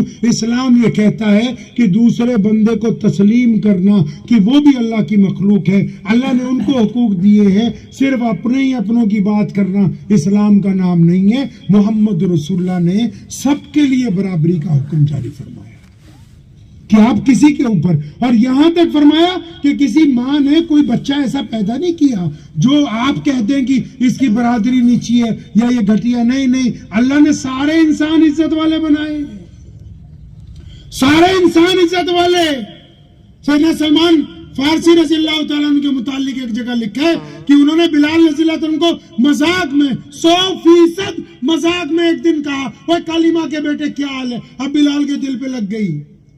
اب سیدھا نبی علیہ السلام کے پاس, یا رسول اللہ مجھے سلمان نے اس طرح کہا. اب اللہ کے نبی علیہ السلام نے ان کو بلایا, جب ڈانٹا, بڑے جلیل القدر صحابی ہیں, لاڈلے صحابی ہیں, مسجد نبی سے باہر نکلے, اس وقت سڑکیں کچی ہوتی تھی, تپتی ہوئی ریت پر لیٹ گئے, اپنا گال اس پر لگایا, بلال کو آواز دی, بلال, فرمایا میرے ایک چہرے پر پاؤں رکھ کے نکلو تاکہ میری غلطی کا اعادہ ہو جائے. اب بلال آگے بڑھتے ہیں, ان کو دونوں کندھوں سے اٹھاتے ہیں, ان کی آنکھوں میں آنسو ہیں, بلال بھی رو پڑے. فرمایا میرے بھائی سلمان, اگر کوئی غلطی مان لے تو ایسا ہے جیسے اس نے غلطی کی نہ ہو. اب جب ہمارا جو دین ہے, ہمارا دین یہ کہتا ہے کہ کائنات کے تمام لوگ ایک برابر ہیں. کبھی مسجد ہے یہاں پر, مسجد میں جاتے ہو نا آپ, مسجد کو دھیان سے دیکھا کیسی ہوتی مسجد, دیکھا کبھی دھیان سے؟ مسجد نماز پڑھنے کے لیے نہیں بنائی, مسجد جماعت سے نماز پڑھنے کے لیے بنائی. نبی علیہ السلام نے فرمایا مسجد اس لیے تاکہ تم جماعت سے نماز پڑھو. یا رسول اللہ صلی اللہ علیہ وسلم جماعت سے کیسے؟ فرمایا کندھے سے کندھا جوڑ کے. سونے پیغمبر کو پوچھا یا رسول اللہ کندھے سے کندھا جوڑنے سے کیا ہوگا؟ فرمایا تمہارے دل آپس میں مل جائیں گے نا, تمہارے دل مل جائیں گے نا آپس میں. پھر اگر فجر میں عبد الرحمان نہیں آیا, ظہر میں نہیں آیا, عصر میں نہیں آیا, تو مغرب میں اس کے نمازی دوست کہیں گے آج کہاں عبد الرحمان, چلو پوچھ کے آتے ہیں, اس کا دکھ درد بانٹیں گے. اب تو یہی پتا نہیں کہ مسجد بنائی کیوں ہے. مسجد میں نبی علیہ السلام کے پاس غریب آتے ہیں, کپڑے لے کے جاتے ہیں, بھوکے آتے ہیں, کھانا کھا کے جاتے ہیں, مسافر آتے ہیں, سواری لے کے جاتے ہیں. وہ مسجد تو ماں کی طرح بنائی کہ اس میں جو عبادت گزار ہوں گے وہ سب کا دھیان رکھیں گے. اب تو کہتے ہیں بس استنجا کرو, نماز پڑھو, اور سنت پڑھتی اے سی بند کر دیے جائیں گے تاکہ تم اپنے گھر چلے جاؤ. دین کو سمجھیں, دین آسان ہے. اب مسجد میں پھر جاؤ, دوبارہ مسجد میں جائیے. ابھی ہم عشاء کی نماز پڑھیں گے, مؤذن تکبیر کہے گا, امام نیت باندھ لے گا. اب میں آپ کا خاص مہمان ہوں, مفتی صاحب بیٹھے ہوئے ہیں, محتمم صاحب بیٹھے ہیں, صدر صاحب بیٹھے ہیں, کتنے ذمہ دار بیٹھے ہیں. اب ہم لوگ وضو کرتے ہوئے لیٹ اگر ہو جائیں گے تو آپ ہمیں کہاں جگہ دو گے جی؟ امام نے نیت باندھ لی, ہم لیٹ پہنچے تو کہاں جگہ دو گے؟ اور بولو تو صحیح, پیچھے. اور اگر جمعے کی نماز ہو رہی ہو, ہم اور لیٹ ہو جائیں تو کہاں جگہ دو گے؟ اور پیچھے کہاں؟ اور اگر ایک آدھی رکعت ہو گئی جمعے والے دن اور کوئی بڑا محدث آ جائے, شیخ الحدیث آ جائے, کوئی مسلمان آفیسر آ جائے, کوئی مسلمان وزیر آ جائے, کوئی مسلمان عرب پتی آ جائے, اب ادھر امام صاحب 1-2 رکعتیں پڑھا چکے تو اس نے کہاں نماز پڑھنی ہے؟ وہاں جہاں مسلمانوں نے اپنی جوتیاں اتاری ہیں نا, ان جوتیوں کو دائیں بائیں کر کے اس کو وہاں مصلی بچھا کے نماز پڑھنی, کیونکہ یہ محمد الرسول اللہ کی مسجد ہے. اس میں کسی امیر کو, کسی غریب پر, کسی گورے کو, کسی کالے پر کوئی فوقیت حاصل نہیں ہے. یہ بار بار سکھاتی ہے مسجد. ہم دین کو اس روش پہ نہیں لا رہے جس روش پہ دین کی ضرورت ہے. پلٹیں گے دین کی طرف نہیں, انشاءاللہ پلٹیں گے انشاءاللہ. تو بندہ گھر میں ایک خراب ہے, اس کو صحیح کرنا ہے. آپ کے گھر میں ایک بندہ خراب ہے, اس کو صحیح کرنا ہے. کر لیں گے انشاءاللہ. میں ایک جگہ جلسے میں گیا تو ایسے ہی سب لوگ بیٹھے ہوئے تھے, تو میں نے پوچھا بھی گھر میں ایک بندہ خراب ہے, اس کو صحیح کرنا ہے. تو آگے ایسا کوئی لڑکا بیٹھا ہوا تھا, میں کہا پنجابی جیسی ہوتے, پنجابی سے گل کر دینا. اور میں کہا توں دسو تہاڈے گھر کون خراب ہے؟ کہندا جی میرا باپو پیو بہت خراب ہے.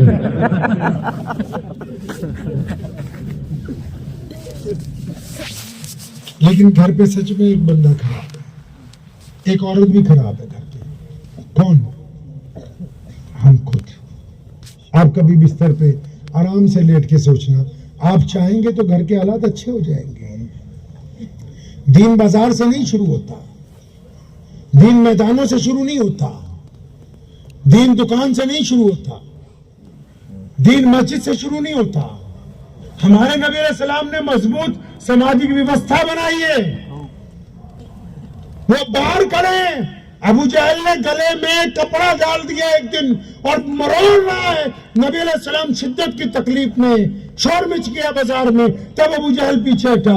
گھر پہنچے نا تو دروازے کے باہر ہی نبی علیہ السلام پوری طرح تندرست ہو کے دروازہ کٹکھٹایا. امی خدیجہ الکبریٰ کی عادت تھی, آواز دیتی تھی, فاطمہ بھاگ کے جاؤ, تمہارے ابو آئے ہیں, محمد رسول اللہ صلی اللہ علیہ وسلم. اب دروازہ کھلا تو نبی علیہ السلام مسکرا رہے ہیں. بازار میں آئے, کئیوں نے پتھر مارے, نبی علیہ السلام گھر پہنچے مسکرا رہے. مطلب امت کو سمجھاتے ہیں کہ باہر کی پریشانیاں باہر رکھ کے آؤ, گھر میں آ کے چڑچڑے پن کا اظہار نہ کرو, گھر پہ آ کے چودراہٹ نہ دکھاؤ. انہوں نے جینے کا ڈھنگ سکھایا ہے. تبھی تو آج پوری کائنات میں جس مرضی ملک پہ چلے جاؤ, کچھ ملے یا نہ ملے, کلمہ لا الہ الا اللہ محمد رسول اللہ پڑھنے والے لوگ ضرور ملیں گے. تو ہم نے اپنے آپ کو ٹھیک کرنا ہے. کریں گے ٹھیک انشاءاللہ. کیسے ٹھیک کرنا ہے؟ ہم کو پہلے اسلام کی فوٹو دیکھنی. اب تم نے میرے پہ فتویٰ دے دینا مولوی. اسلام کی فوٹو مطلب اپنا اچھا سا موبائل لے کے یا جو بھی ہے آپ کے پاس, اپنے ایک اچھی فوٹو کھینچ کے اب ایک دن اکیلے بیٹھ کے اس فوٹو کو دیکھنا ہے. اگر اس فوٹو میں کوئی ایسا بندہ ہے جو اپنی یا کسی پرائی کی بیٹی کا نمبر لینے کے چکر میں, تو اس فوٹو میں ایک بے ایمان انسان ہے. اگر اس فوٹو میں کوئی ایسا ہے جو اپنے باپ کو گالی دیتا ہے, تو اس فوٹو میں ایک بدبخت بندہ ہے. اگر اس فوٹو میں کوئی ایسا بندہ نظر آ رہا ہے جو دوسروں کی ماں بہن بیٹیوں کو تاڑتا رہتا ہے, تو اس میں ایک چھڑکی آدمی ہے. اگر اس فوٹو میں کوئی ایسا بندہ ہے جو مال کو غلط تولتا ہے, تو اس میں ایک بے ایمان بندہ ہے. اب یاد رکھو کہ اگر یہ فوٹو خراب ہو گئی تو کل قیامت کے دن نبی علیہ السلام حوض کوثر پر جب امت کو جام دیں گے, تو جن کی تصویر خراب ہے وہ جام کے نزدیک بھٹکنے والے ہے نہیں. وہ یہ کسی کو غلط فہمی ہو گئی ہو کہ پوری نماز پڑھوں گا اللہ راضی ہو جائیں گے. جب بندہ مرتا ہے نا, قبر میں جاتا ہے نا, قبر میں فرشتے آتے ہیں, وہ پوچھتے ہیں, کبھی پوچھتے ہیں مولویوں سے, وہ پوچھتے ہیں تیرا دین کیا, یہ کہتا ہے اسلام. وہ پوچھتے ہیں تیرا رب کون ہے, یہ کہتا ہے اللہ ہے. اب جب اللہ کا نام لے دیا بات ختم ہو جانی چاہیے نہیں؟ اور بھائی جس کی ساری چیزیں جو مالک ہے, جب مالکوں کا نام آ گیا کمپنی کے, کام ختم ہو جانا نہیں. فرشتے اللہ کو کہتے ہیں یا اللہ دین بھی تیرا ہے, عبادت بھی تیری ہے. اللہ فرماتے ہیں نہیں, واپس جاؤ, نبی علیہ السلام کا چہرہ انور دکھاؤ, پوچھو کہ ان کے بارے میں کیا خیال ہے. اگر میرے محبوب کو پہچانتا ہے تو آنے دو, اگر ان کو نہیں پہچانتا تو اندر لینے کی کوئی ضرورت نہیں ہے. نبی علیہ السلام سے عشق اسی کو ہو سکتا ہے جس کا دل غیبت سے پاک ہوگا, جس کا دل بے ایمانی سے پاک ہوگا, جس کا دل حسد سے پاک ہوگا, جس کی زبان حرام کے مال سے پاک ہوگی. اگر آپ یہ سوچتے کہ سارے غلط کام بھی کرتے رہیں اور عاشق بھی بن جائیں, تو یہ دو چیزیں ممکن ہونے والی نہیں. تو سچے عاشق بنیں گے انشاءاللہ, سچے بنیں گے انشاءاللہ. ایک آخری سوال اور کرنا ہے آپ سے, 15 منٹ رہ گئے پھر میری ٹرین بھی, لیکن ایک سوال بہت ضروری ہے. آپ کے پاس دل ہے؟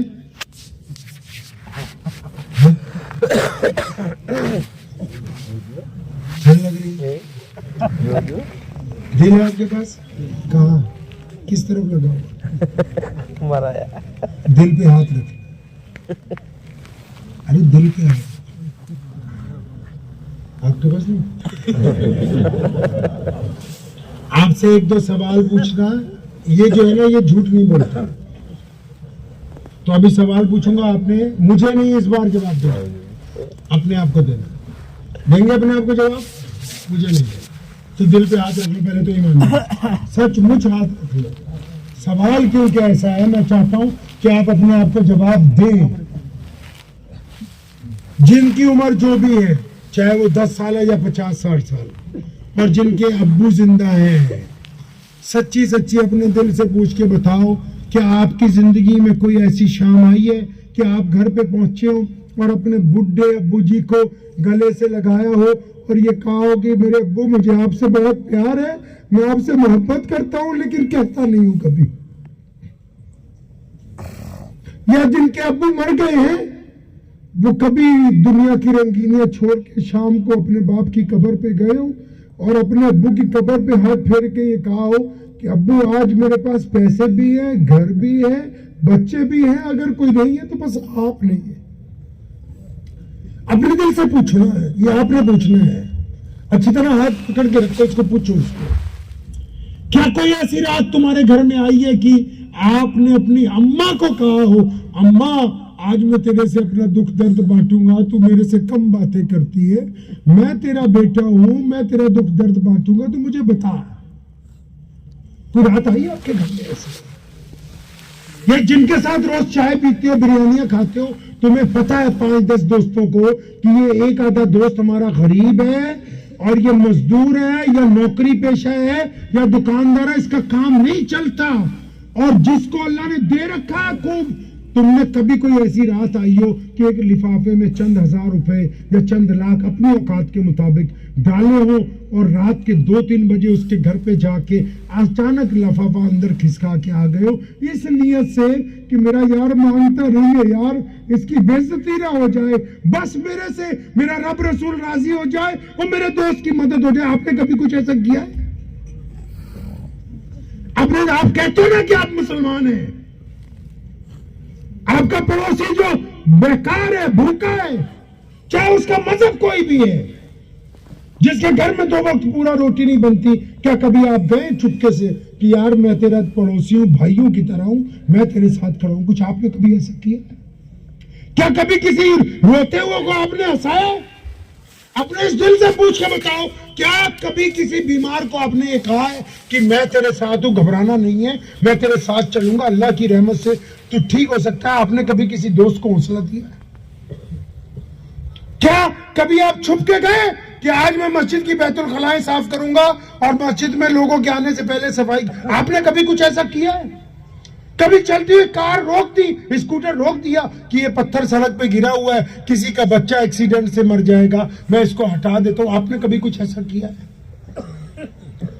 मियां साहब सुनो, जिस दिन मक्का फतेह हुआ था ना, नबी अलैहिस्सलाम जब अपनी बहन के घर पहुंचे थे ना, उन्होंने बासी रोटी खाने के बाद अपनी प्यारी बहना जो उनसे 20 साल बड़ी थी ना, उसको एक ही सवाल किया था बैठते ही। ये नहीं कहा था कि नमाज ऐसे पढ़ना, ये नहीं कहा था कि कुरान की तिलावत करना, ये नहीं कहा था कि तुम मेरे तरीके पे चलना, ये सारी बातें तो सबको पहले ही बता रखी थी। अपनी बहना को हजरत उम्मे हानी को सामने बिठाया था और कहा था, नबी अलैहिस्सलाम की आंखें झुकी हुई थी, आंखों में आंसू थे, फरमाया हानी तुझे पता है कि मेरी पैदाइश से चंद महीने पहले मेरे प्यारे अब्बू हजरत अब्दुल्ला इंतकाल कर गए। हानी मैंने अपने बाप को नहीं देखा, तूने अपने चचा को देखा है, तू मेरे अब्बू की सकी भतीजी है, तू उनके गोद में रही, तू उनके साथ चलती थी, तू बता रहा कि मेरे वालिद कैसे थे? अरे मोहम्मद रसूलुल्लाह फतेह मक्का की रात को अपने बाप को याद करते और तुम्हें अल्लाह ने सब कुछ दे रखा है, तुम अपने माँ बाप को नहीं पूछते कभी? जाओ जाके इमाम बुखारी से पूछो, उन्होंने 2 टोक कहा था मस्जिद नबवी में खड़े होके कि अगर मैं नियत भी बांध लूं और मेरी माँ सैयदा आमिना जिंदा होती और वो हुजरे से कहती मोहम्मद जरा आओ मुझे कोई काम है, फरमाया बिलाल नोट कर ले बात, मैं पहले अम्मी के पास जाता, उसकी बात सुनता, उसका काम करता, फिर आके नमाज मुकम्मल करा देता। लोगों को ताने देने से नहीं कुछ होने वाला है, तब्दीली ऐसे नहीं आने वाली है, खुद बदलना है। बदलेंगे इंशाअल्लाह। जुबान को गीबत से रोकना है, ताने से रोकना है। मेरे नबी की सुन्नत है, कहो सल्लल्लाहु अलैहि वसल्लम, ना कभी किसी को ताना मारा, ना किसी के बारे में गलत सोचा। सबसे बड़ी सुन्नत ही नबी अलैहिस्सलाम की ये है कि 24 घंटे पॉजिटिव रहते थे, 24 घंटे अच्छा सोचते थे, अच्छा मशवरा देते थे। अब अगर हमको उनसे इश्क है तो हमने अच्छा सोचना है, अच्छा बोलना है, अच्छा करना है। अगर किसी की तारीफ नहीं कर सकते तो उसकी बुराई भी नहीं करनी है। کریں گے انشاءاللہ. دعا کیجیے اللہ عمل کی توفیق عطا فرمائے.